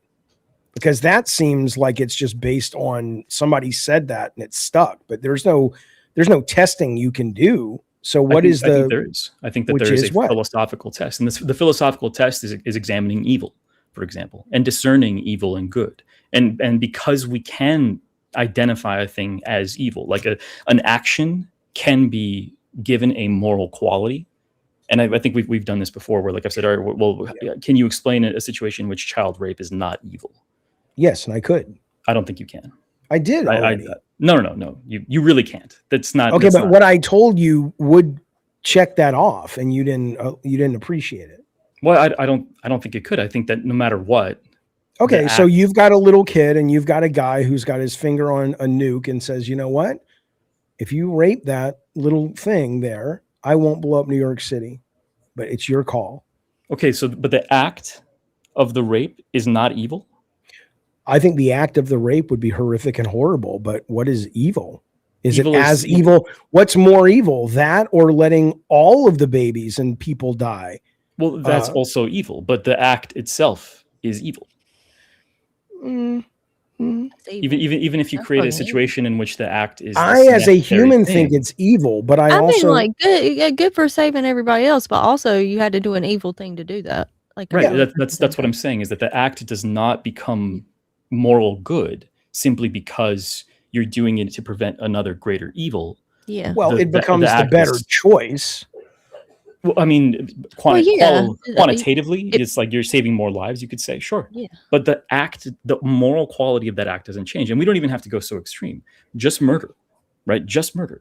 Right, but Is what it I'm evil saying though to- is you've made the leap though that evil exists outside of man's perception. I don't think animals think of evil as evil. I don't think I think No, morality is a you're right. human creation. dogs. No, I don't think it's not. Somebody's. I get that you don't think that, but Animals you're not think- offering any evidence to you're entering into the argument that your argument only works if we agree that there is a fundamental thing that is called evil. And I'm saying, without you being able to at least offer a little bit of evidence of that, everything else that comes after it is built on that assumption that you can't prove. And so it's kind of, all you can do is go, okay, well, I appreciate and Do you respect feel you, that but- way about the opposite of evil? Is there a fundamental good? I believe that there is. Not really. No.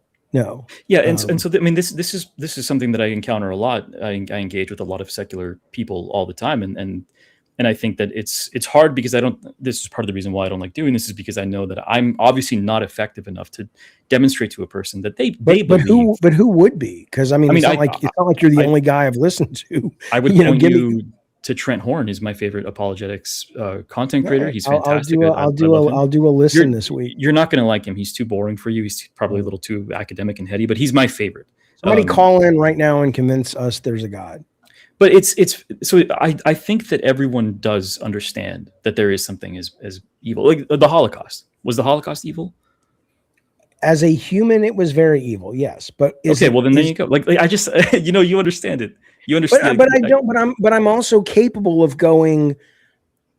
We have a lens through which we see the world, and there's no evidence that that lens is anything more than our human construct of how we've needed to evolve in order to deal with society and grow and build and evolve. So have you ever considered that the need that you're identifying, this need to evolve, have you ever considered that you seem to believe that just comes from the ether? It comes from nowhere? No, I don't know where it comes from. It may very well come from a consciousness. It may come from. So obviously, like very conveniently now, it's like, okay, well, now we go into the realm of we don't want to make any kind of concrete declaration about the nature of the universe because we don't know. But this is the practice of philosophy. We're talking about abstract concepts here. It's very advanced and it's not scientific in the way that you think of it. Right. You think of science because you think of science as empiricism.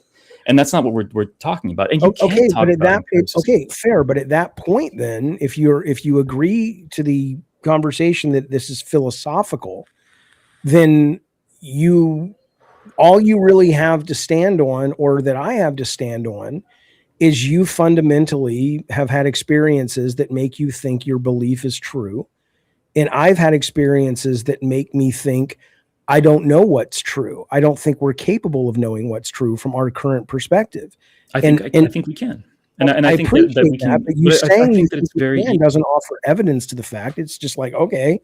And I think peanut butter is better than jelly, but I can't offer you empirical evidence, but I can help you reason, which is what philosophy is about. Because there's no Erlenmeyer flask for measuring the truth. Right. We just lost 12 people when you said Erlenmeyer flask. I just want you to know that. but so you can't use a ruler, we'll say, to measure the truth, right? The truth is an abstract concept. But do you believe that a thing can be true? Do you think the truth exists? If it exists, we don't have the capability to really understand what it is. What's 2 plus 2? In our world, true that 2 plus 2 is always 4? In our world of how we quantify and define 2, the answer is yes. I'll make it easier. What's 1 plus 1?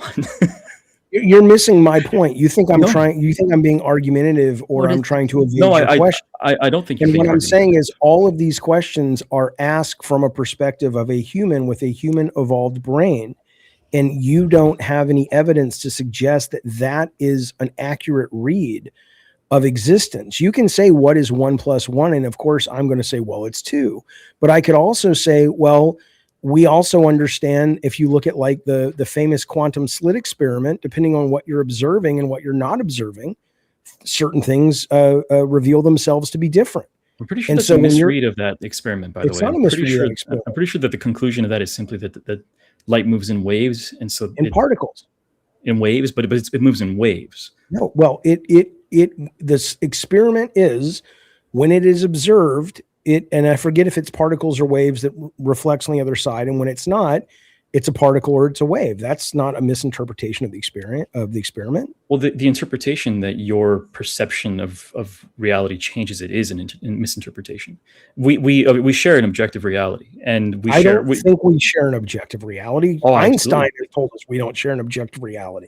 I mean, I think that if Einstein and you were trapped on an island and you needed to figure out how to survive, and you felt hunger and pain and disease, I think that you would say, oh my God, yeah, we're in a shared reality here. We're in a pretty fucked up situation. Sure. We have to do something functional. That's exactly right. But also, if Einstein took 20 steps away from me and he was further or closer to the sun, then his vision of the sun would be microscopically closer to what reality was than mine, because I was further even if it was 20 steps away. I mean, but does that change the nitrogen in the sun? Does that change the temperature of it? Does that change the distance of it? No, if it doesn't. There are rules, and you know this because you get hungry and you go to the grocery store and you buy food so that you can eat. What you're doing though is you're clinging, in my opinion, to. Again, I'm not saying I have evidence to the contrary. I'm saying that's why I am an agnostic, because I know enough to know that we know very little, and the more we know, the more we know, the more we realize the less we know about the more we know, right? And so I don't think I think to try, given our limited perception of things, to go, this is that. I think that's a much smarter play than to go 3,000, 2,000 years ago. People who had way less information than we have today said this is that, and we're still holding on to those. I think my take is probably more rational and logical than the other take. But I certainly don't think it's more rational, and I definitely don't think it's logical. I think actually I think that your take is the definition of illogic. Okay. Because you're well, and let me explain why. I'm not trying to like insult you or anything, but I mean that when I say that there is an objective reality and that you can demonstrate that by using reason, and you can start with a very basic exercise like, say, addition, right? 2 + 2 is always 4. That suggests that there is a truth or a concept as truth, because a thing can be true every time. A concept can be true every time. That is logic. Like basic addition is logic. Definitionally, that's what logic is. Logic is not think good or kind of smart. Logic is premise 1, premise 2, conclusion, right? That's what logic is. Yes, but we also have to accept that our logic is, if we don't accept that our logic comes from viewing our version of reality through a shared filter, that's different than going, we know what is. We know what is based on how we are currently evolved enough to perceive it. But the idea that I'm ready to plant a flag and say, I know what's happening, and thus I will attribute a number of philosophical and religious and predictive things to it, I don't think we're anywhere close to that yet. I mean, there are spectrums we can't see, that we can't smell, that we can't hear.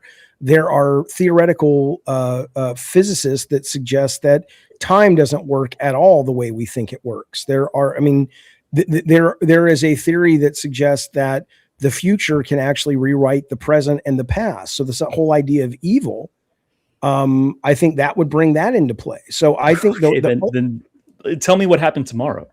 What's your memory of tomorrow? I don't have the ability to see that, just like I don't have the ability to see infrared. But that doesn't mean that there aren't spectrums that math can show us that, if we believe in math, are there. Again, I'm not saying Jesus is real or not real. I don't think God is real.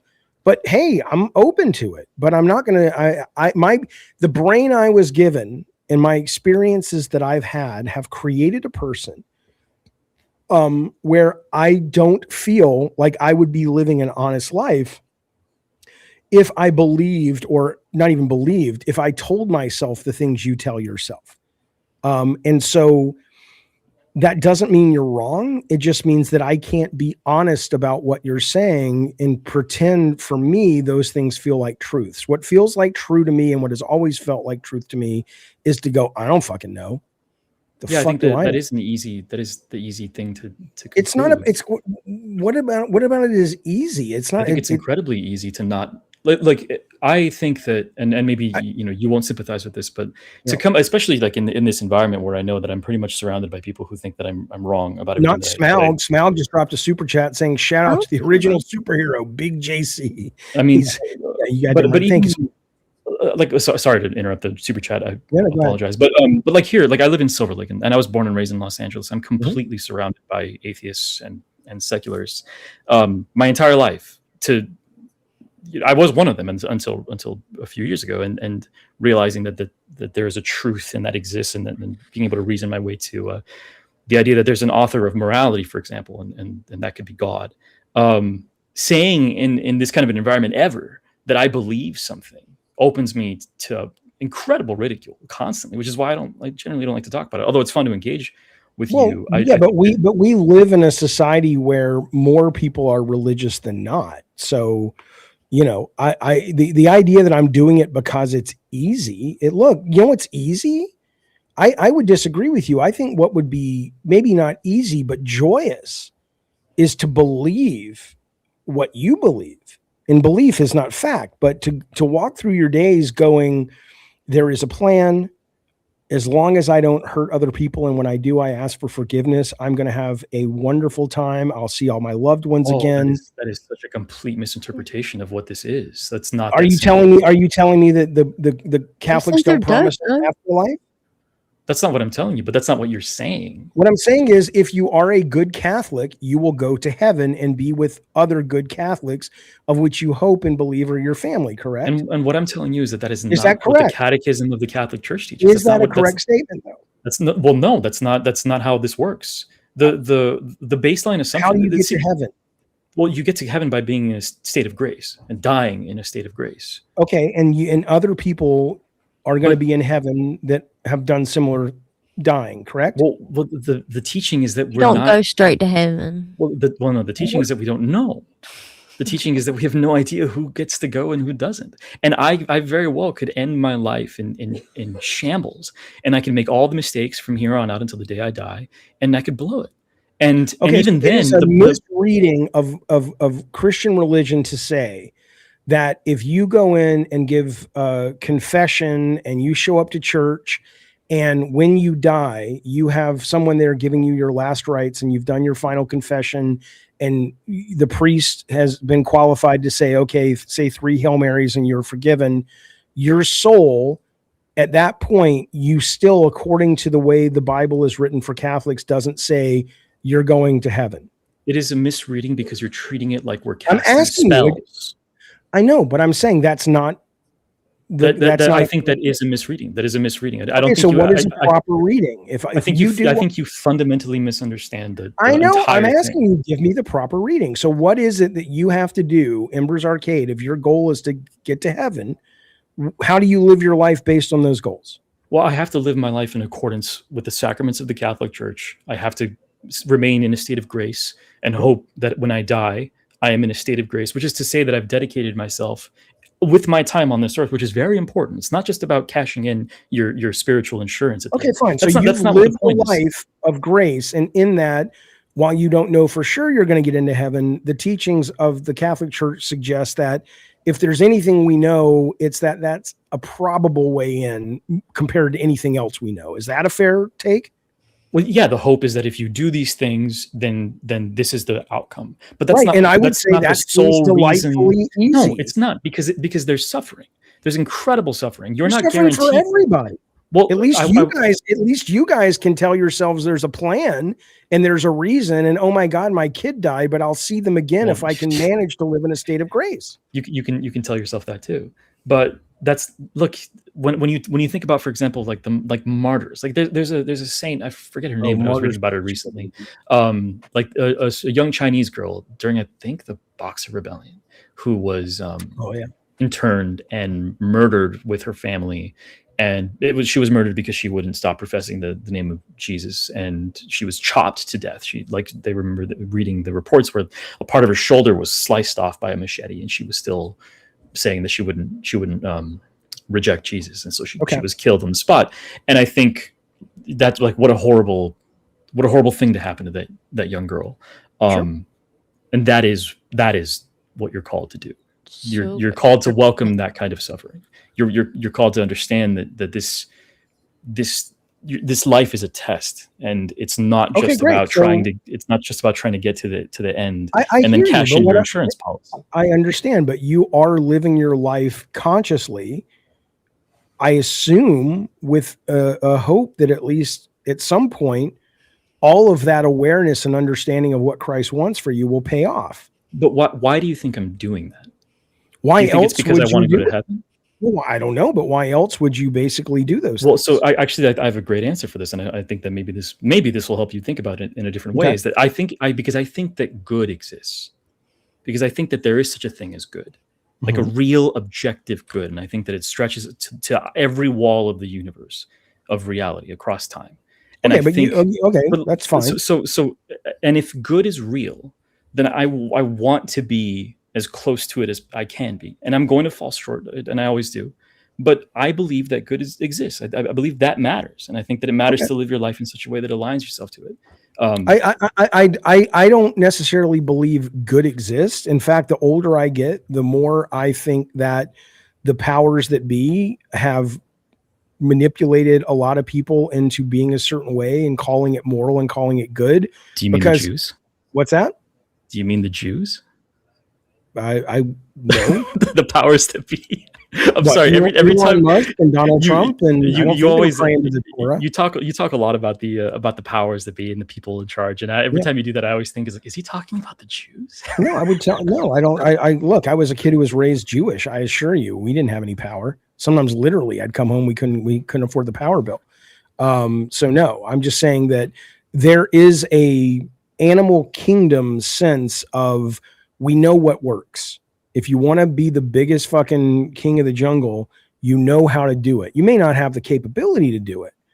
And you can, put yourself to sleep with stories of, but I want to be moral. I want to do it, but I don't want to hurt people, blah, blah, blah. All that's great. And I would never do anything other than that. But the fact of the matter is that we are easily manipulated by the oligarchs and the powers that be. And they put us in positions and they brainwash us, in my opinion, into thinking things so they can hold on to their power. Now, I don't have evidence of that directly, but it seems true. And so I don't know if I agree with you that good exists, but I certainly like to do things that are nice for myself and other people because I know that life is hard.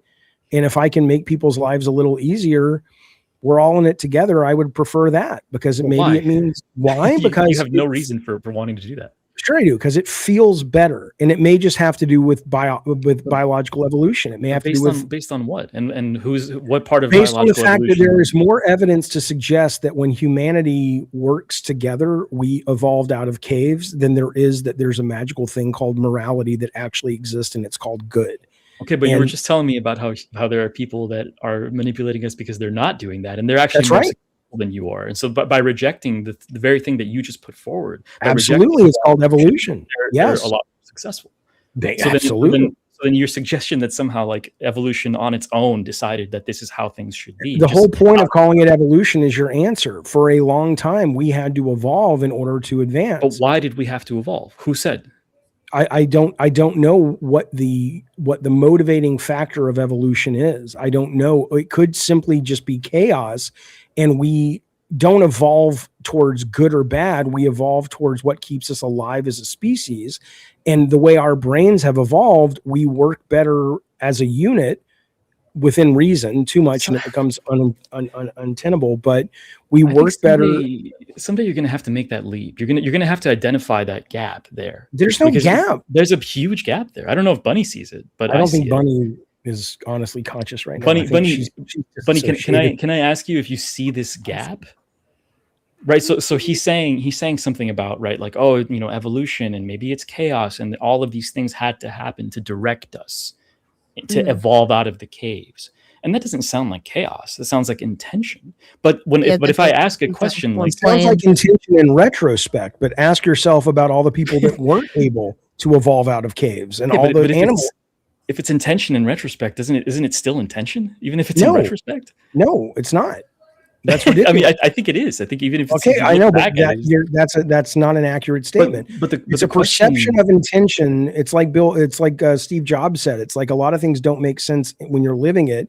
You can only connect the dots looking at it in the past. That doesn't mean that the dots were ever there. It just means that your mind puts it together because it allows you to go, oh, I can make sense of this that way. Right, but you believe that they are. I mean, your entire worldview is predicated on this idea that there's this magical force of evolution, of genetic mutation happening. I don't have if tomorrow that chaos somehow creates order out of nothing, and then people are just being directed in this way. That's not what. First off, that's not what evolution is. The idea that there's that's being directed, it is random mutation, and the mutations that tend to allow survival simply continue to exist and eventually mutate randomly, simply because if more people have them and they survive, they're going to have a higher chance of surviving long enough to mutate again.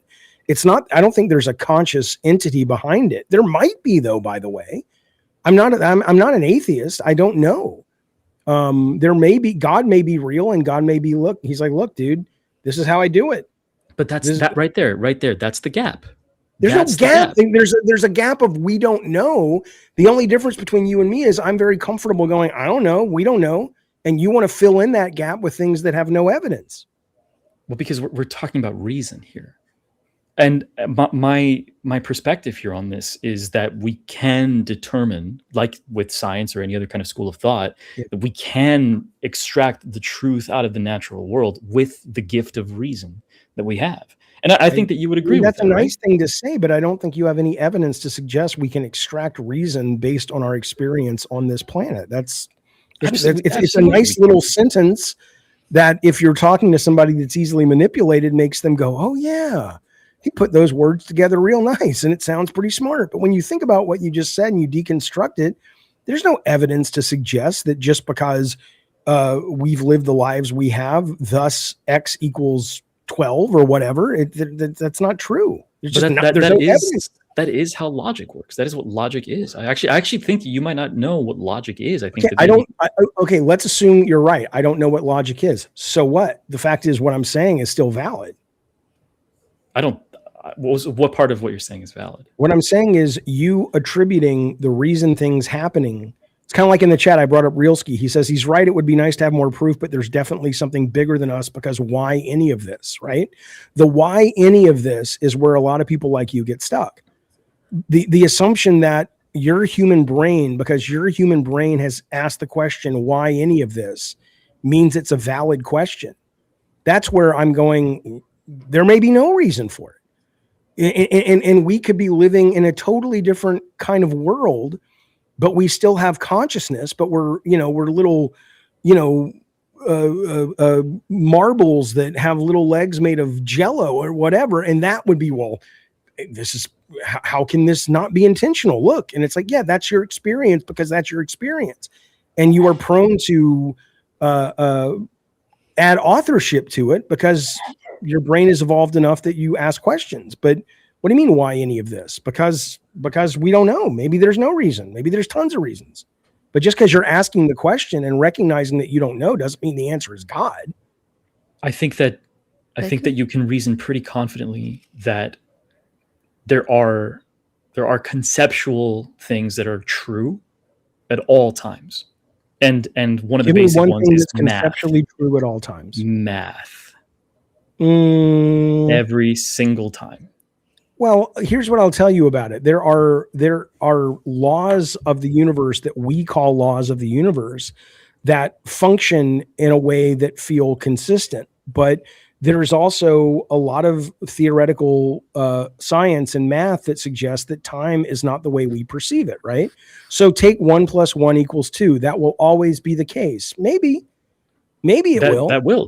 That's sound. That every single time. In the way we perceive reality now, you're right. But we perceive reality. Like let's say Jeffy, that you're an engineer or an architect, and somebody's like, hey, if I'm working in the physical realm, then yes, you are right. That's where we are. We also have, the physical realm has also given us tools and the ability to understand that there's more that we don't know, and things that don't apply, like quantum physics or certain calculations that yield answers that make no sense to us, that causes other things that we thought we knew to no longer work. Sure, and what does quantum physics have to do with 2 + 2? Logic response to that is to go, well, shit, if I know.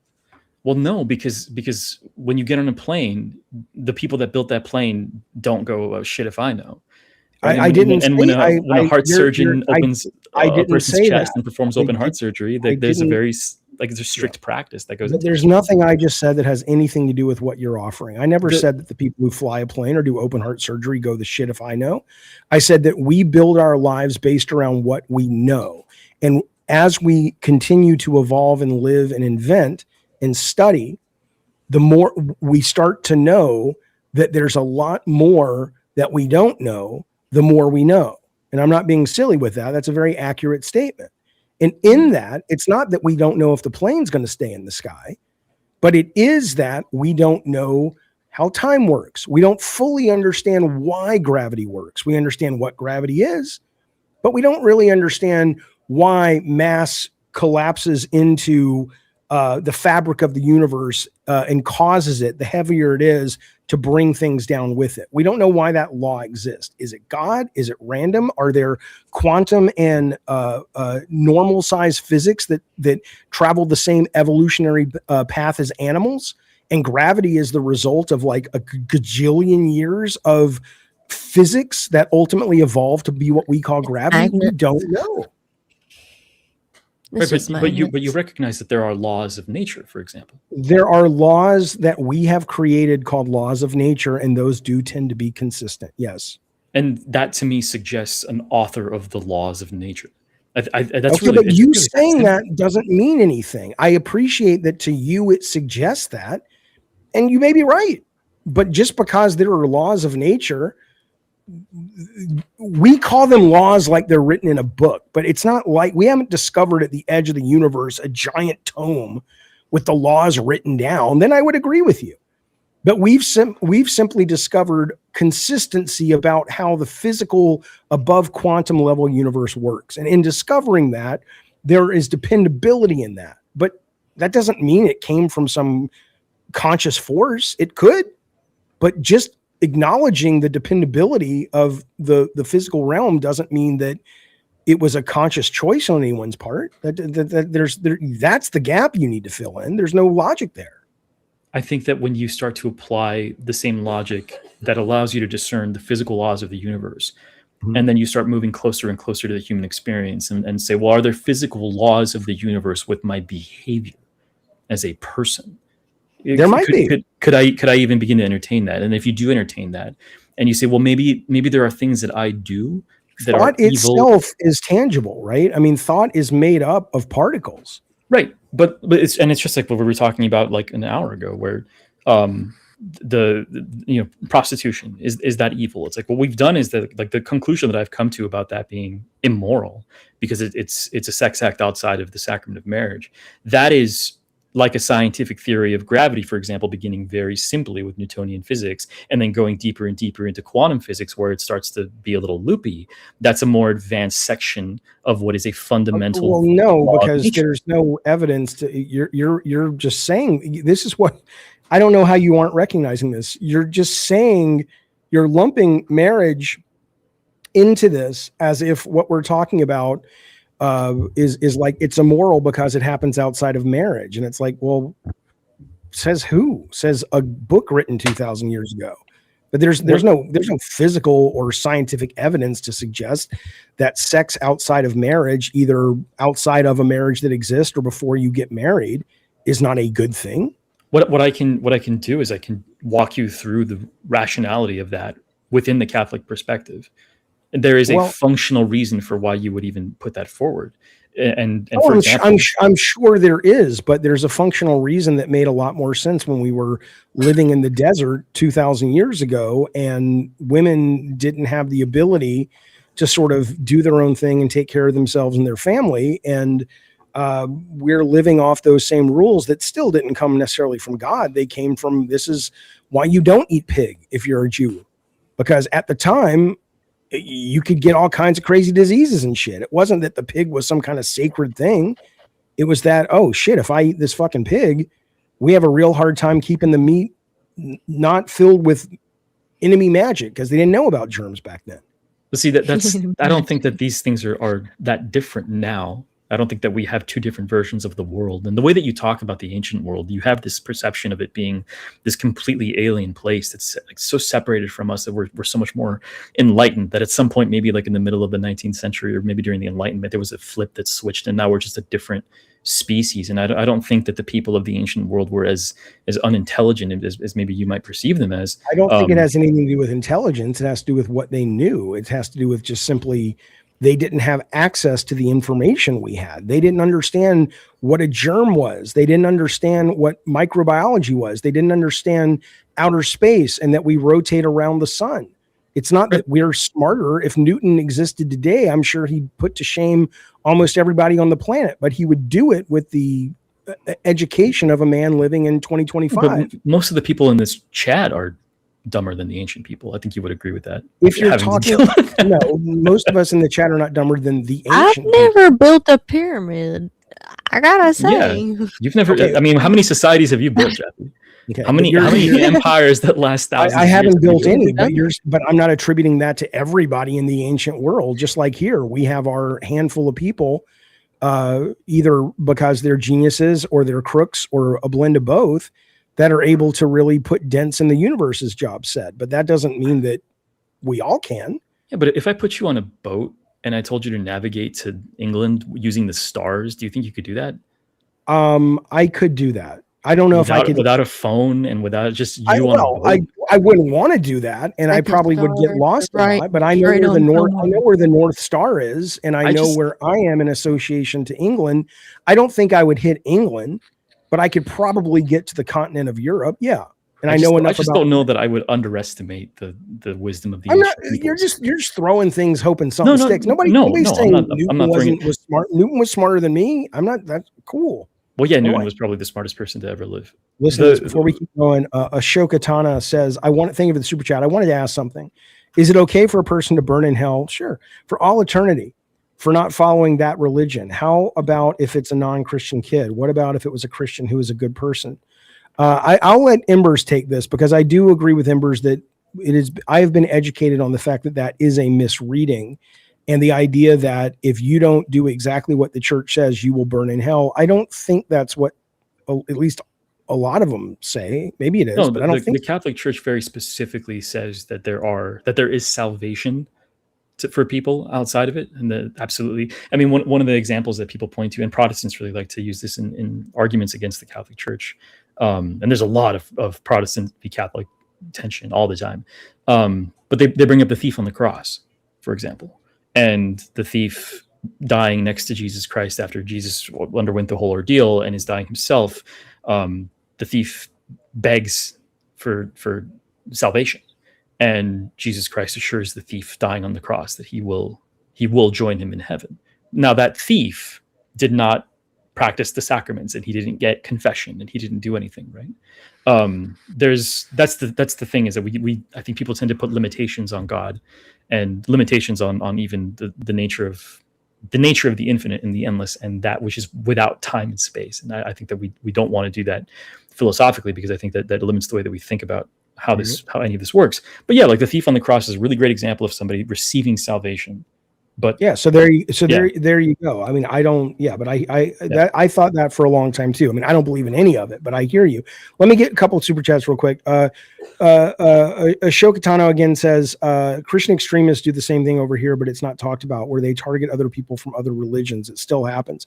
It does. And I don't think, as much as Embers is a practicing, devout Catholic, I don't think he would defend everything that's been done in the name of the Catholic Church. Or any institution, I think. Correct, Embers? I mean, I would defend most of it. Yeah. Bunny I'm a big fan of the Crusades. I'm a big fan of the Crusades. I don't think I'm not a big fan of the indulgences, but I think the Crusades were a good idea. Okay. Thrill says, Bunny, you're as cute as a button. God blesses you. Ashoka says, to that guy arguing with Jaffe, that's Ember. If that God existed for real, he would be evil, and I refuse to bow down to that God. I mean, that's kind of my take as well. I mean, I don't know. I don't really believe that version of God exists, but if God does exist, what a disturbing young fellow. Here's my response to that. Good luck. Good luck what? So you think God is evil, and okay, all right. That's on you, dude. I don't think we're saying it's on you, but I think there are a lot of things that happen that conveniently get put under the category of, oh, well, God moves in mysterious ways. And it's kind of like, well, maybe he does, but it kind of to us down here looks like he's being an asshole. I think that's a fair interpretation of what it means to sort of live on this. Now, again, if you're saying yes, but that's because you're meant to live in grace, and these challenges have been given to us in order to become the kind of person that deserves to live in this other location once life ends. I don't believe it, but I can understand that as a piece of, not logic, because it's not logical, but your logic. I see how those things line up. I think that look, I think it's probably even simpler than that. I really think it just comes down to whether or not you think that good exists. I think that's it. Okay, but I don't. So what does that mean? I'm a lost soul. I don't get any of the good stuff. Well, I'll tell you what, I do think that affects the way that you interpret what should or shouldn't be. But wouldn't I have to lie to myself to believe what you believe? Because I don't believe what you believe. So no, you wouldn't have to lie to yourself. But I don't believe that evil exists. I believe evil is a human construct. My dog doesn't worry about evil. Well, no, but your dog isn't a human being with the ability to discern morality. Your dog is a dog. Okay, but you're a unique being from that dog. Okay, but those are assumptions that you've been given that I don't have any evidence of. So do you think that you're not unique from your dog? I think I'm as unique from my dog as he's unique from other dogs and other people. I mean, I think he's a living creature. Hold on. We have to sort this one out. I don't like you're I've had it now. First, I could go with the whole Jesus ain't real, but now we're talking dogs. We got to get to the bottom of this. You are not a dog, and that dog. Well, but that dog is very unique from you as a human being. You're very not really not being. And not at a DNA level. We share like 99% of our DNA. Oh, but yeah, our perception of it's they're very different creatures. What's your point? Don't share 99% of your DNA with a dog. I'm pretty sure we do. Maybe it's 90%, but let me check. No, I don't think it's 90%. What percent? Okay, well, let's give you an answer. What percent of DNA do humans share with dogs? Totally different fauna. Completely different. Are you saying that's not the right question to ask?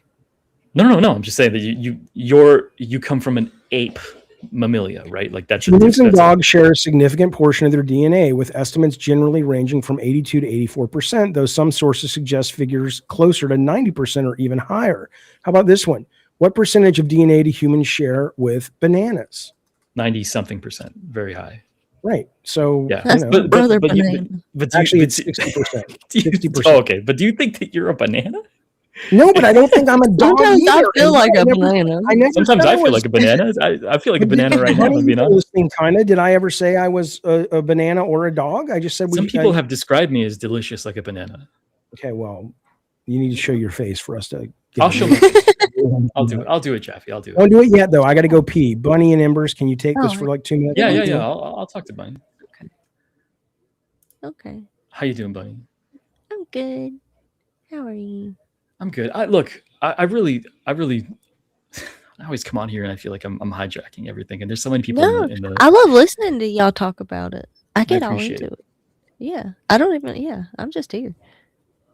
There we go. Yeah. Now turn it off before Jeffy is back. Yeah. I'm gonna turn off when he gets back. Sorry, Jeffy. He's gonna be all mad because he's gonna say, "Dang." And don't tell him that I turned it on so that he doesn't go back in the VOD, right? So that he. But yeah, don't dox me, people in the chat, please. Yeah, nobody tell nobody. Jesus will be real upset. I'm gone. Do that.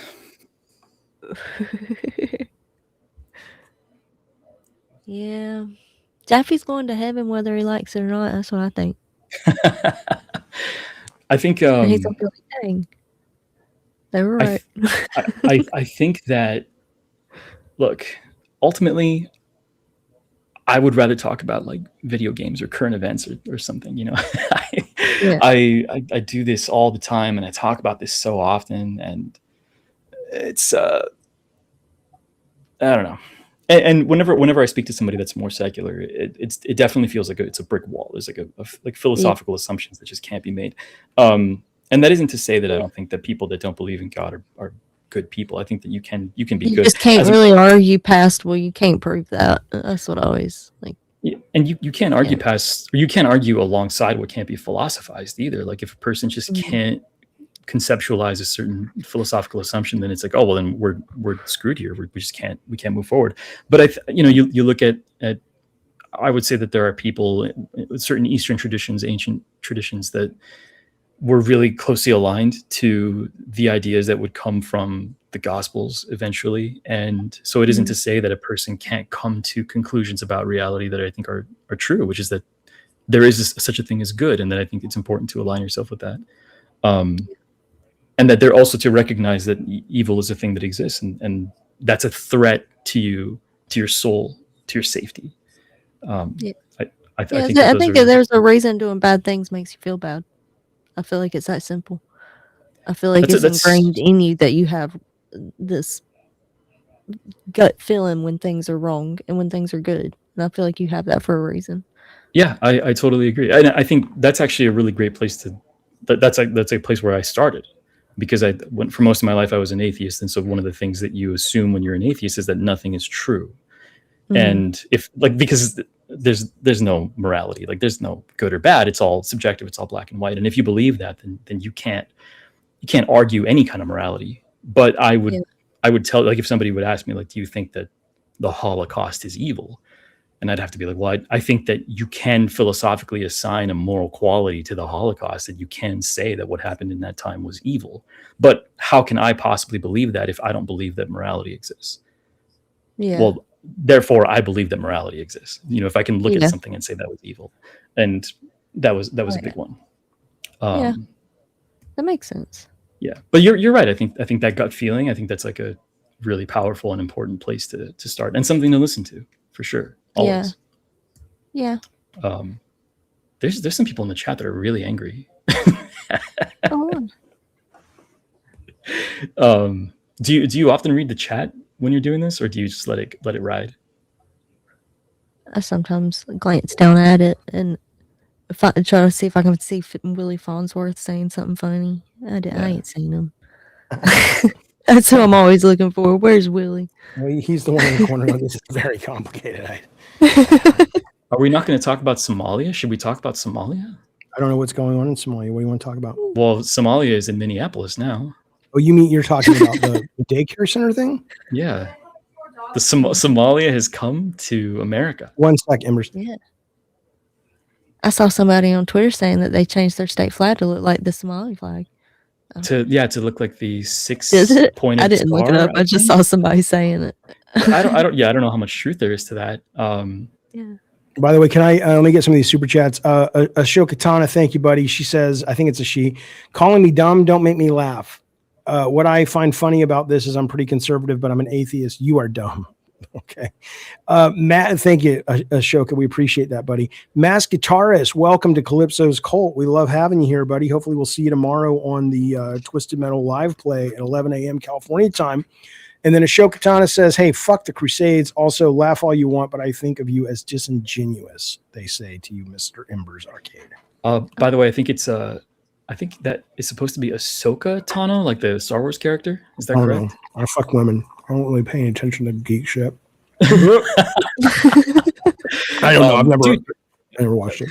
Listen, I'm not going to sit here and say you're welcome. Maybe a little bit, but what? I think I rage baited like $45 out of this person for you. Oh no, I appreciate it. Yeah. I just rage baited dinner. Hey man, listen, I like doing shows like this more than any other show I do. I just can't quite seem to monetize it. So between you and Ashoka, thanks, buddies. It's Ashoka, the Indian leader. Oh, I thought it was a Star Wars thing. Isn't that Ahsoka Tano? Ahsoka Tano is a Star Wars character. I don't know. But listen now. What does that have to do with being a dog, though? My dog is great, but he's not a person. I think dogs are going to go to heaven as well. I think every dog is. I do too. Yeah, I love dogs. But so what? Yeah, here's the deal. I want to know this: what caused you to go from agnosticism or atheism to what you are now? Well, I mean, a couple of things. So, philosophy for the most part, strong apologetics. Was there a moment you heard a statement and said, "Ah, I got it"? I didn't hear a statement. I did have a moment, and I think I've talked about this before. Look, I'm sorry, chat. I don't want to bore you with this stuff, but no, I did have a moment where I was sitting. Saturday morning. This was in 2023. I was sitting at my kitchen table. I was just having morning coffee and enjoying the morning. It was really nice, and I was suddenly struck by an understanding, which I had never had before. I'd been for about a decade and a half, most of my adolescent and adult life, an atheist, right? Okay, and an understanding of what? I was suddenly struck by the understanding that love is conceptually real, that it exists, and that all the love in my life that I had experienced, that I was experiencing in that moment, and that I would ever experience in my life is real. And it's not a dopamine reaction in the brain, but it is this thing that exists. And I felt as though I understood in that moment that love covers everything, that it's woven into the fabric of the universe. Okay. And what, that was what did you do to create that awareness? What happened? Nothing. Okay, so I wasn't looking you were for it. lucky. So let's assume you're right. What that means is the brain you have, whether it's evolved or Jesus put it there, you got fortunate, I guess, or you're just a good person and I'm not, that so far you've been blessed with that awareness, but I haven't. And that just sucks for me.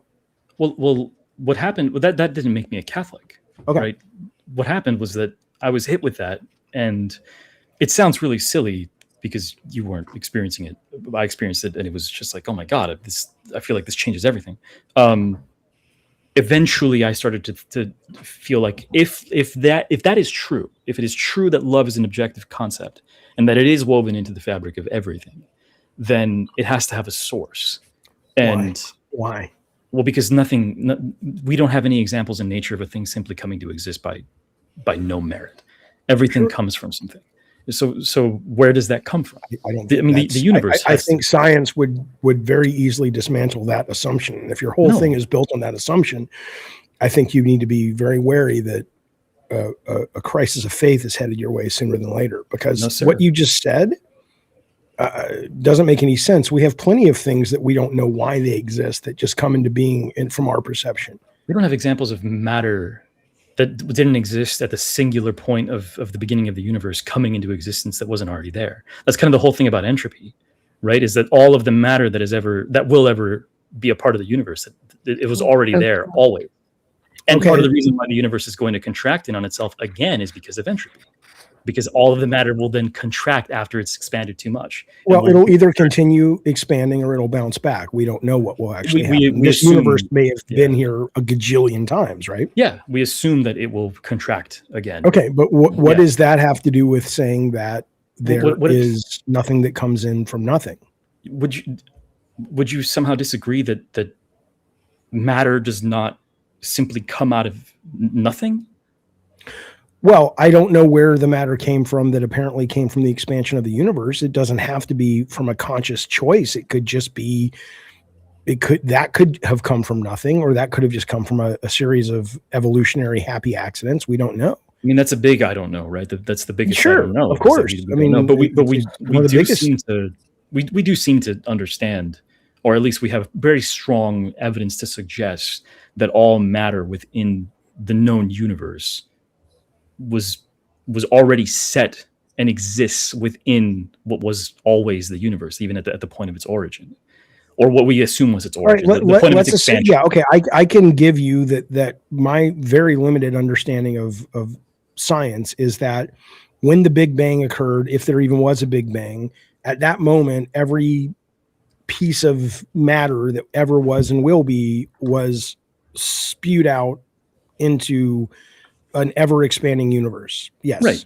Okay. And everything that I've said to you about this experience that I had is joined with my understanding of the same things that you understand about the current model of reality that we have about how the universe came to be. Yep. And so the assumption that matter doesn't come from nothing. It comes from that model.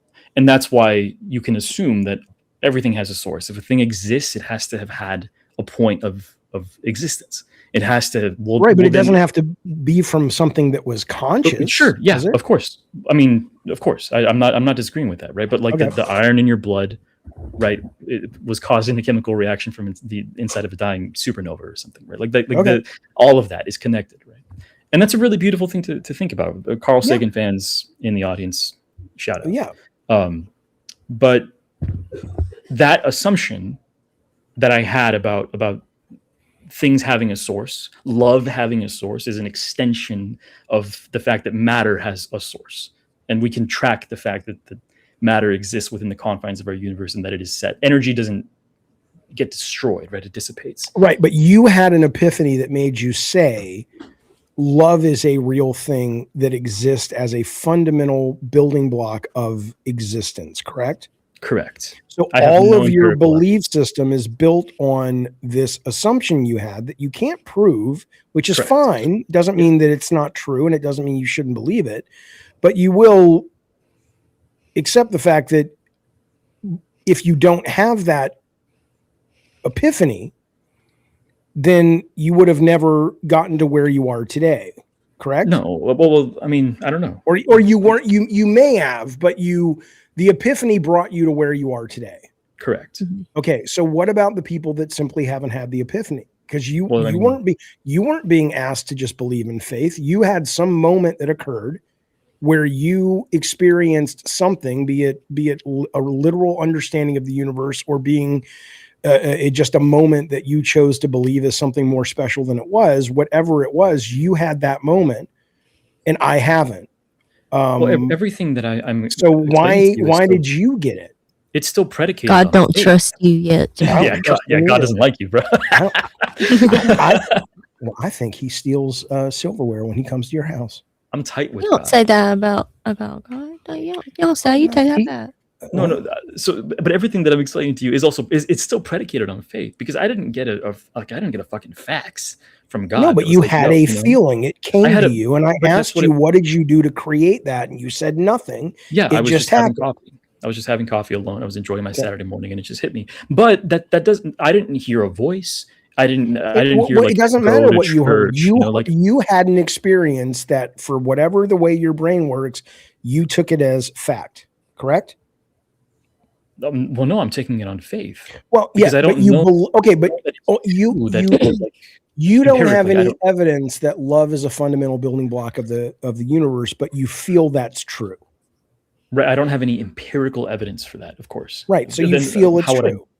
How would I even measure love? I'm not saying you could. I'm saying I just want to make you feel it's true. And in feeling it's true, that led you to a new belief system. And what I'm saying that is, was a small domino that led me to eventually what it led me to was apologetics, because I had to do something with this understanding. It's like, okay, or this assumption, we'll say. Assumption being, if love exists and it has a source, and that source may be something like God or some kind of force or whatever. Yeah, maybe. How do you go from there to Catholicism? And what you do is you start listening to all of the people that spend time arguing and philosophizing about religion, and being like, oh, well, which one of these is true? And ultimately, as you would expect, it really is still taken on faith. The reason why the Catholic Church, I think, stands apart to me is because it has an apostolic succession to the time of the apostles. It's the church. It's not a denomination like a Protestant church. It's the church. And here's this really significant moment in which a man was born. He's claimed to be the Messiah, to be God in flesh, and that's a pretty big claim, right? At a time when a lot of people were charlatans in Egypt and in what is now Mesopotamia, that were claiming to be sorcerers and magicians and gods themselves. So here's another one. He's just a carpenter. But for some reason, he split time in half. What year did you just celebrate? Okay, he didn't split time in half. Oh no, yes he did. He split him it. being here and him being as effective as he was, whether it's real religion or not, was enough to get whoever it was, the Romans or whoever, to say this was such a significant moment that we will now start calculating our modern era from his birthday, which really wasn't December 25th, as we know. But anyway, we estimated that it was December 25th. No, we don't. We absolutely, but we know it wasn't. But anyway, is there something about like, oh, there were shepherds in the field and they wouldn't have done that in the winter? It's like, no, we say it because we know that date is based on what was happening with farming, and when the longest days of winter, and based on pagan religion. It is absolutely true. Where do you think the Christmas tree came from? It came from a pagan tree that, in order to dominate and conquer people, they were able to sort of fold some of their religion in to Christianity in order to make them easier to conquer and easier to acquiesce their new. That is totally ahistorical, but that's aside from my point. Are you saying it's not accurate what I just said? Correct. Okay, let's keep going, but I'm going to go to the judge's ruling on this real quick. God, what was I even saying before? Oh, You were God, basically saying that, I don't know. You were telling me that Jesus is real. Well, no, I was right. telling you There's that- lots that of charlatans back then, but he right, split but he time. split time. Yeah, but like chat. What year is it now? Somebody in chat, tell me what year is it? 2026. 2026 years since what? Christ. Christ was born. He split time. Okay, you're just that's incredible. What I'm saying is that no one else in the history of humanity has ever done this. That is significant, and you yourself, a lot of people have feeling the impact, the shockwave of his life, whether or not he was who he said he was. It's so what? That's a lot of things that happen. There's a lot of people whose existence here has caused all of our experiences to be better, worse, but certainly different. How many more people do you think are as significant to the story of humanity as Jesus Christ? I mean, I can't think of a single person. I can't think of anybody. Right, but he's like the protagonist of humanity, truly. Okay, but what I would say to that though is, if it hadn't have been Jesus, it would have been somebody else. But it was Jesus, right? Sure, but what I'm saying is that ultimately we were going to evolve from cave people to early, civilization to where we are now, and so it could have been a number of scenarios, but it just happened to be this one. I don't think that proves anything. By the way, the Christmas pagan customs of using evergreens in winter with later Christian adaptations, particularly in the 15th century, 1500 Germany, where they symbolized Jesus' light of the world. So it was a blend of paganism and Christianity, which was designed in order to bring more people into the Christian. What is it called? Not mercenaries. Is that what they called? No. When they go proselytizing? What do they call them? Carols? No. When you try to spread religion, what are they? Missionaries. Oh, missionaries. Yeah. No, I'm not contesting that the tree is not borrowed from pagan. That's not what I'm saying. No, I'm contesting that it's like because it's like the pagan like the solstice or something date, like whatever that's totally not true. That is not. My understanding is the man called Jesus was born in May. Think about this too. I mean, let's be clear: the virgin birth, which is a very typical religious story. But what do you think is more likely? That the woman gave birth to the Son of God without having sex, or somebody fucked her and she didn't want to tell her husband, and in that it was a miracle? Come on, what do you think is more likely? You need to watch that Mary movie on Netflix. What's it called? Mary Tyler Moore? It's called Mary. It's just called Mary. She just said it. The movie on Netflix. It's about Mary. Jeffy, Jeffy. I really look. This one is this is not. I don't know how to say this. What do you know about Catholicism and our understanding of Mary? Oh, Mary! Why do we have to have so many kids? Y'all Mary? love Mary. That's all I really know about Catholics. I know. What I've never understood either, though, is that Jesus is supposed to be the Son of God, and we're supposed to be like, oh, he sacrificed himself, and we're supposed to be grateful for that. Correct? I mean, yes. Like that. What kind of sacrifice was it? He came back to life in 3 days. It's like he took a weekend off. I'm not even being silly about it. If he had sacrificed himself, that Jeffy, means. Do you want to get crucified? I'm not saying the man called Jesus enjoyed being crucified. What I'm saying is that it's kind of like saying, well, yeah, you're going to go to war and it's going to be painful, but I can get you'll be back in 3 days, good as new. Wouldn't it have been a real sacrifice if he never would have come back? Then it's like, damn, God was serious.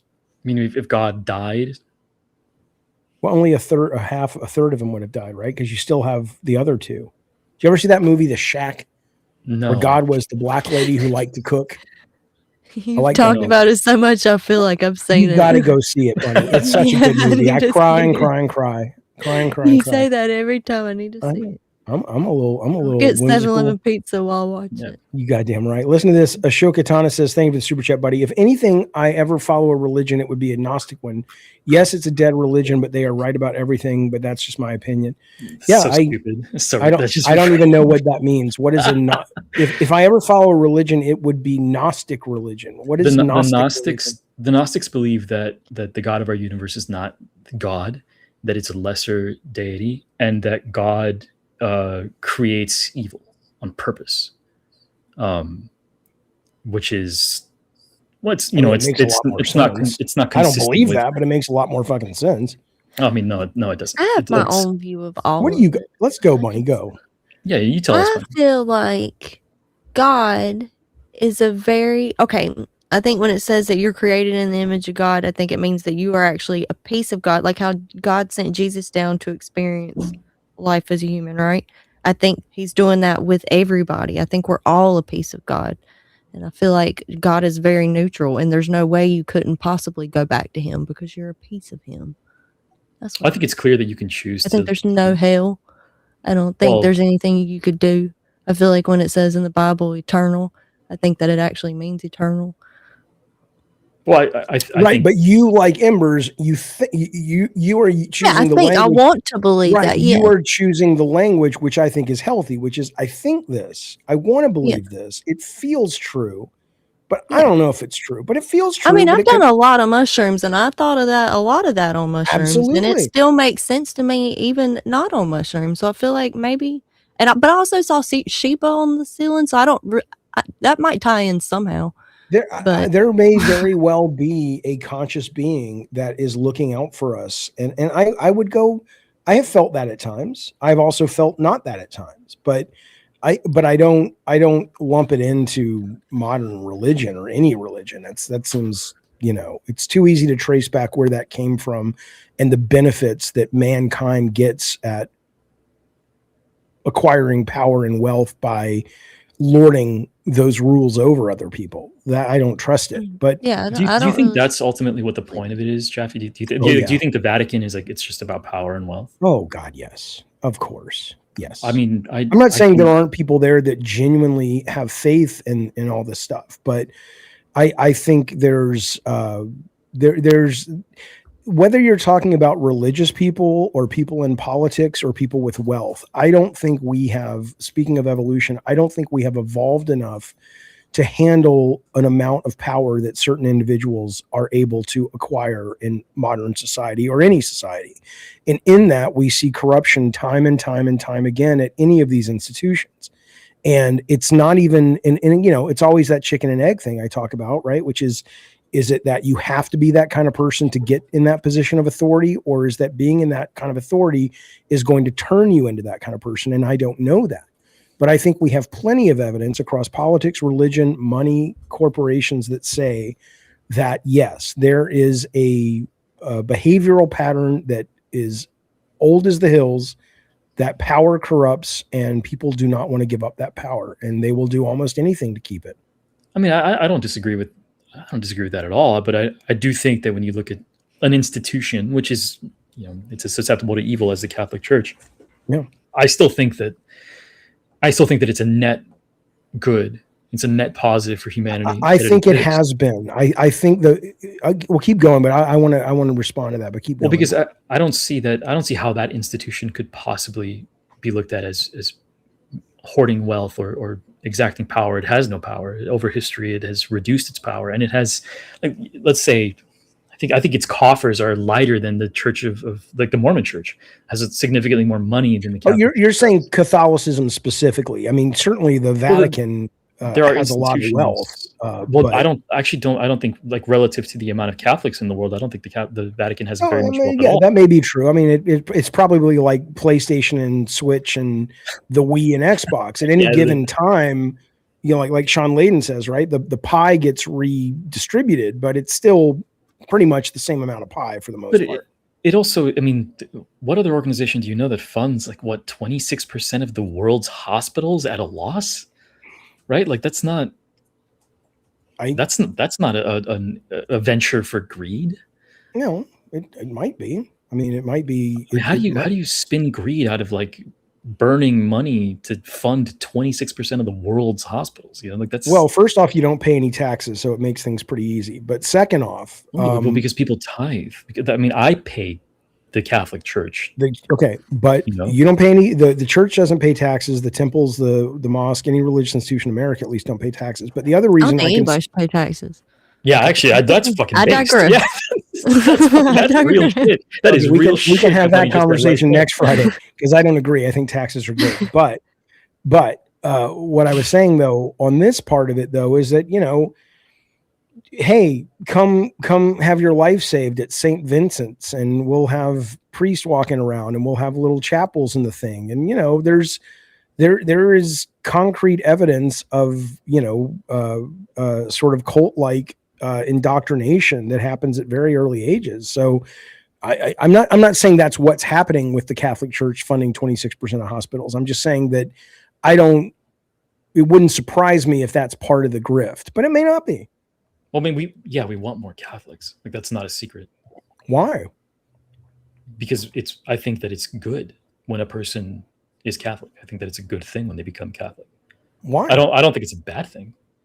I think that will you take any old sect of Christianity? Oh, we take anybody, dude. Like, I mean, like, are you like, good job at other, or do y'all think y'all are the right one over other forms of Christianity? Well, I don't speak for the Catholic Church. I think that that Protestant churches don't have apostolic succession, and they create a situation in which, because they don't have thousands of years of church teachings and the documents from the early church fathers and the letters from St. Paul that they can reference, you have so many versions of Christianity in America that contradict themselves, and that creates, I think that creates atheists for sure, because somebody like David Jaffe will be like, well, how are we supposed to know which one is real when the Baptists are over there doing that, and then the Lutherans believe that, and the Calvinists believe that?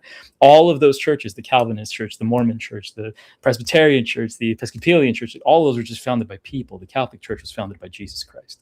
And it's, you know, the Catholic Church is prickly and it's difficult. And like, I went to confession a couple of years ago, and I didn't know that. But your stuff only works if you believe things that you can't prove. So to say, to plant a flag and say, well, ours is the real one because we've been told ours was founded by Jesus. Yeah, the other ones weren't. I mean, Orthodox also think they were the first form. Well, the Orthodox Church is a sister church and is considered.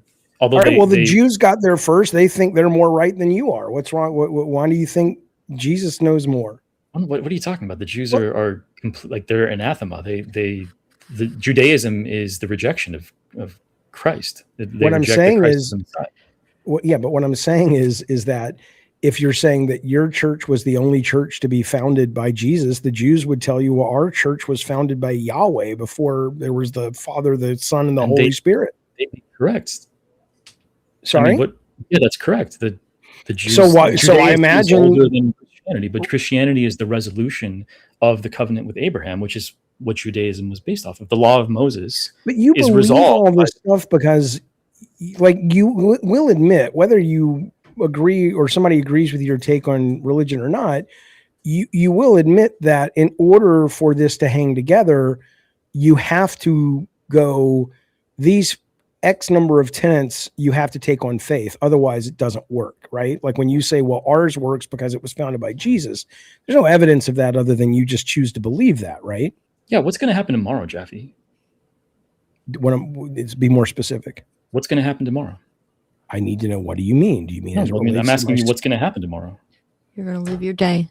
Do you have faith that something's series going to happen of tomorrow? actions. Do you have faith that the theory of gravity is going to hold up all the way down to the quantum level, even when things get a little crazy? Well, to the quantum level, no. But do I have faith that it holds up at the physical realm? Sure. Do you have faith that your reality is objective, even though you live in obviously an objective reality? I think our reality is very subjective. I think we have evidence of that. I think what I'm trying to demonstrate is that you seem to think that faith, faith is something that you have constantly, and you seem to assume that you're going to wake up tomorrow. Yeah, but I can point to actual, if you're saying, well, I don't know if I'll wake up tomorrow, but I probably will, and gravity will probably maintain its rule set tomorrow. But I have evidence, I have history and evidence to show that, and I can test that. And I can run that through a number of methods of the scientific method, sub-methods of the scientific method to prove that. What I cannot do, it kind of goes back to that very tropey at this point, but very good disagreement or discussion that Ricky Gervais had with Stephen Colbert, where he said, if the world got destroyed tomorrow, in 5,000 years, when we got our shit together again, to some extent, we would still have gravity. We would still have Our perception of time and the days and the planets would still do what they do, but we would have a totally different religion if we had religion at all. we would still have morality. Maybe. Morality is because morality is as essential to the universe as the physical laws of nature. Yeah, but morality is subjective, right? One person's morality is someone else's murder. Oh, I mean, there's no. You said the Crusades were a good thing. There were, you know how many people died in the Crusades? I do think that they were ultimately a good thing. I think that if not for the Crusades, you they think would the be people studying. Who died thought it wasn't subjective. They're like, yeah, I'm getting my throat slit, but objectively, this is good. But it's just like you said that you brought up the example of a person that's going to blow up a nuke if that person doesn't rape a kid, and that there's ultimately it's good that all those people didn't die, but that act is still evil. Yeah, of course, killing is an evil thing to do, but there is a doctrine about just war.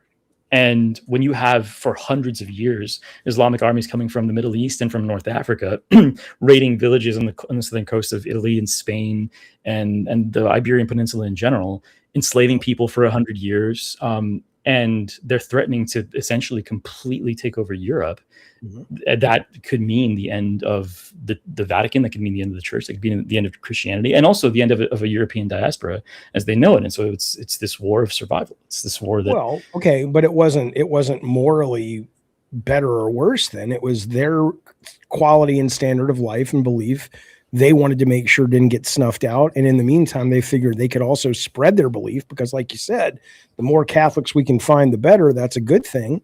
There was a lot of selfishness in that as well, I assume. Do you think which world would you rather live in? Would you rather live in a world of 8 billion Muslims or 8 billion Catholics? No, it depends. Neither. I want you to pick. I can't pick because you need to be specific, right? Are you talking about Muslims that are normal Muslim people or Muslim extremists? Are you talking about Christians who are like, you know, a normal Christian person, or someone who's a Christian nationalist and someone who goes to that church where they protest at the funeral of gay people? I mean, which you know, you can't just, you need to be specific. No, I would say take them all of them. Normal Muslims and also the ones that flew planes into the towers, right? Like take them all. And then also normal Christians, and then Christians that you think maybe are too extreme or that are protesting right, blow up abortion clinics and things like that, right? So that's an impossible question for me to answer because I've been raised for 54 years in a Judeo-Christian environment. There's no such thing as Judeo-Christian. You got to stop. You got to stop saying that. That's not a thing. It is totally a thing. No, it's not a thing. Okay, well, I'm going to say it's a thing because I was raised Jewish and I live in a world where there's a lot of Jewish influence and Christian influence. That's what I'm basing my answer on. The point being is that's what I was raised with, and I'm more comfortable with that, so I would choose that. But I imagine the Muslim version of me would say, oh, I'll take the Muslim then. But I mean, I don't think that's because one's better than the other. It's because, you know, that's what I know. You mean with all the same doctrines about like women not being able to walk around outside without a male chaperone? Again, that's why I asked you about, are you talking about extreme Islam, or are you talking about, you know, I worked with a couple of Muslim people in video games. They didn't feel that way. They didn't behave that way. They didn't suggest that that's what needs to be happening. They just showed up, programmed, and did amazing art. And one of them prayed to Mecca 5 times a day, and we were all pals and made games together. Yeah, and certainly I've known many people that are Muslim as well as Buddhist. So what I'm saying is, I don't. You want me to make a statement, and I'm trying to tell you there's scenarios where you need a little bit more information there. Well, the point that I'm making is that there was a version of reality in which Europe as we know it was simply wiped out, and the Crusades were a response to hundreds of years of invasion, and I don't think that it's necessarily one of those things that you could just say there's a sweeping bad idea because it was war, because I think that it's probably not a good thing to just roll over and let yourself be dominated by that if that's something that's going to be posing an existential threat to you. I mean, history is very complicated. But you would prefer everyone be Catholic, right? I mean, yeah, I would think that would be a pretty. So it's okay for you to impose and your group to impose their views on every living person. No, I mean, I don't impose anything. I think the Muslims do the imposing a little bit more often than anyone else but does. what I'm saying though is you think you know what is better for the planet, and in that you think everyone should be a Catholic.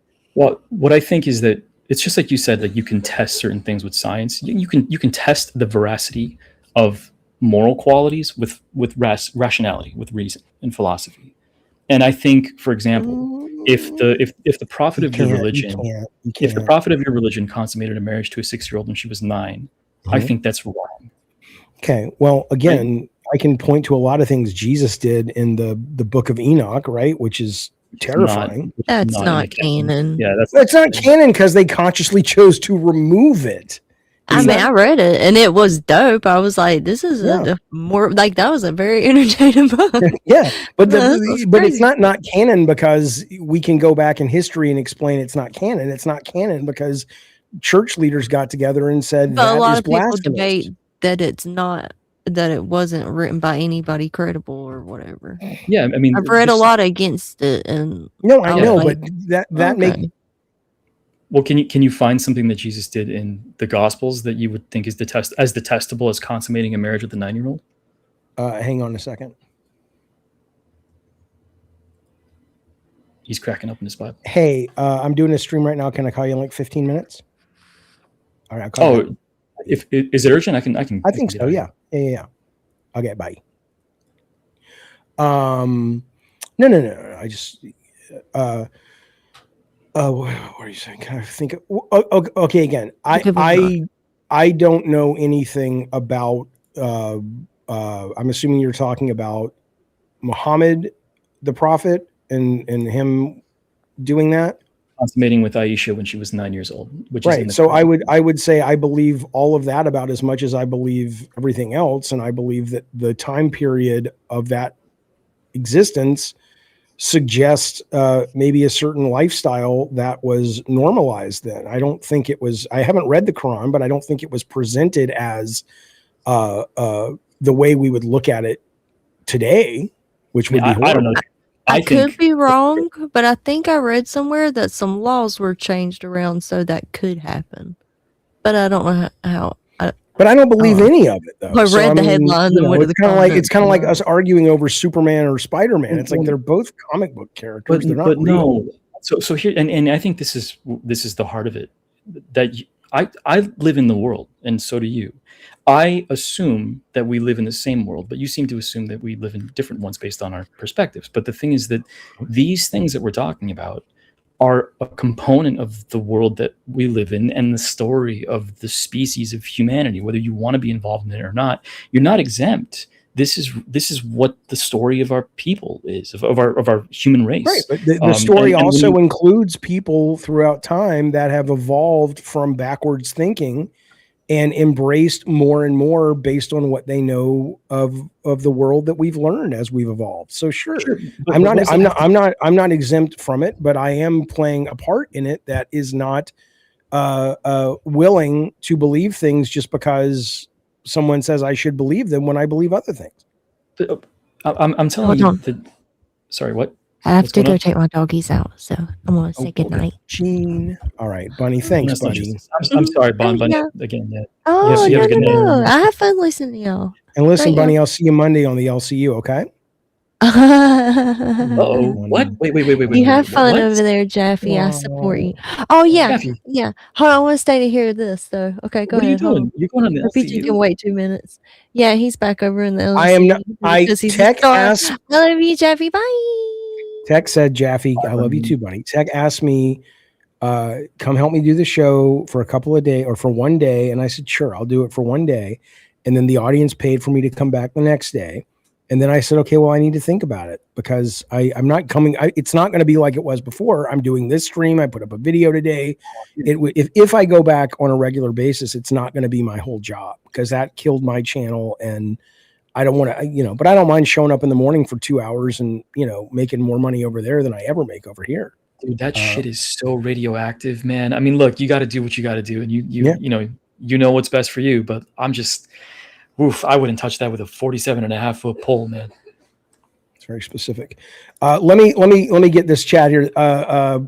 Ashoka, again, thank you, buddy. To the guy saying Gnosticism is stupid, have fun worshiping the The demiurge is the lesser demigorgon. god that Okay. the Gnostics believed ruled the universe. Got it. Okay. See, that's why it's good to have me around, Jeffy. I know these weird esoteric things. I don't have know. common sense. Listen, but I keep this do guy know- off the show. He's indoctrinated. Thank you for being a member for 4 months. Says Tuss burrito eating brother. Rusty burrito. I don't know what that means, but thank you, buddy, for supporting the show. And of course, our good friend Juicy Booch. We sure do appreciate that super chat, man. Okay, well, look, man, I do gotta run. I'll give you the last word, though, everybody. This is Embers Arcade. Hey, you gotta show us what you look like. That was the big. I carrot on the showed stick. Bunny. I showed Bunny. Well, show me now. Well, no, it's too late for that, Jeffy. Well, was it on the stream? And if it was, if we rewind it back, we can find you. Yeah. I'm in the VOD, but don't look too hard. Okay, it's embarrassing. Okay. I'll ask God. Yeah. All right. Good night, Jeff. All right, buddy. All right, there you go, folks. Embers Arcade. Check him out. He's starting a podcast pretty soon about old school RPGs. I don't agree at all with a lot of the stuff he says, but that's what makes the fun, baby. That's what allows us to grow and learn and have people challenge our views. It doesn't bother me at all. I enjoy conversations like that. Ashoka says, how about when the Virgin Mary was pregnant? When she was pregnant, wasn't she 13? I wouldn't know that, Ashoka, but thank you for that super chat. And I don't know, man. I don't know how old she was. I mean, I think the whole thing is goofy. I think if there really is a God out there, my dear friends, he would be more inclined, or it would be more inclined to go, Jaffe's got the right idea. He would just be like, dude, I made you guys and you're doing the best you can, and just don't be mean to people because that's shitty. But, I'll see when I see. I don't know. And, what does he got to do with me? I don't fucking know. Listen, here's the fun part. Do not forget. I'd listen to Embers talk gay God shit a billion times before I tune into a lolcow. Well, then don't tune into it, Elliot. I don't watch it. Don't watch it. All right, listen, I want to remind you guys something. Tomorrow, 11 a.m., if you are a Calypso's Cult member, if you are a God of War member, or if you're a mod, come to the Discord at 11. We will have the young fella who created his own version of Twisted Metal, which looks great. We'll be playing that live, asking questions about how he did it and what he wants to have happen next to it. I am very excited to play this. This will be happening on the Discord at 11 a.m. tomorrow. It'll be going up in a week for Diet Soda Soldiers, Diet Coke Commandos, and then it'll be available for everybody else down the road. So in the meantime, though, thank you so much for watching, hanging out with us. I appreciate it. I will add up the money. If we made our goal, we'll be doing Twisted Metal on Sunday as well. 4 episodes here on the Discord anyway. But in the meantime, though, that's the show, my friends. Have a great rest of the holiday season. I'll see you back here, if not this weekend, hopefully Monday. And there you go. Wicked, I did not see Lockmort. No. How did he do? What was he streaming about? I'm not going to send you over to Goodrich, though, Rocker Matt, because I'm putting Goodrich's shit behind a paywall tomorrow. I don't want you guys to get it spoiled over there. So, but we'll throw to Goodrich next time for sure. Goodbye, Sephiroth. Good to see you, buddy. Goodbye, KP. Goodbye, Miss Anna G. Thank you for everything. I hope the mouse got taken care of. Okay. All right. Well, that's all I got. You guys be well, be safe, and I'll see you soon. Bye, you guys. Where's this go? I don't know. All right.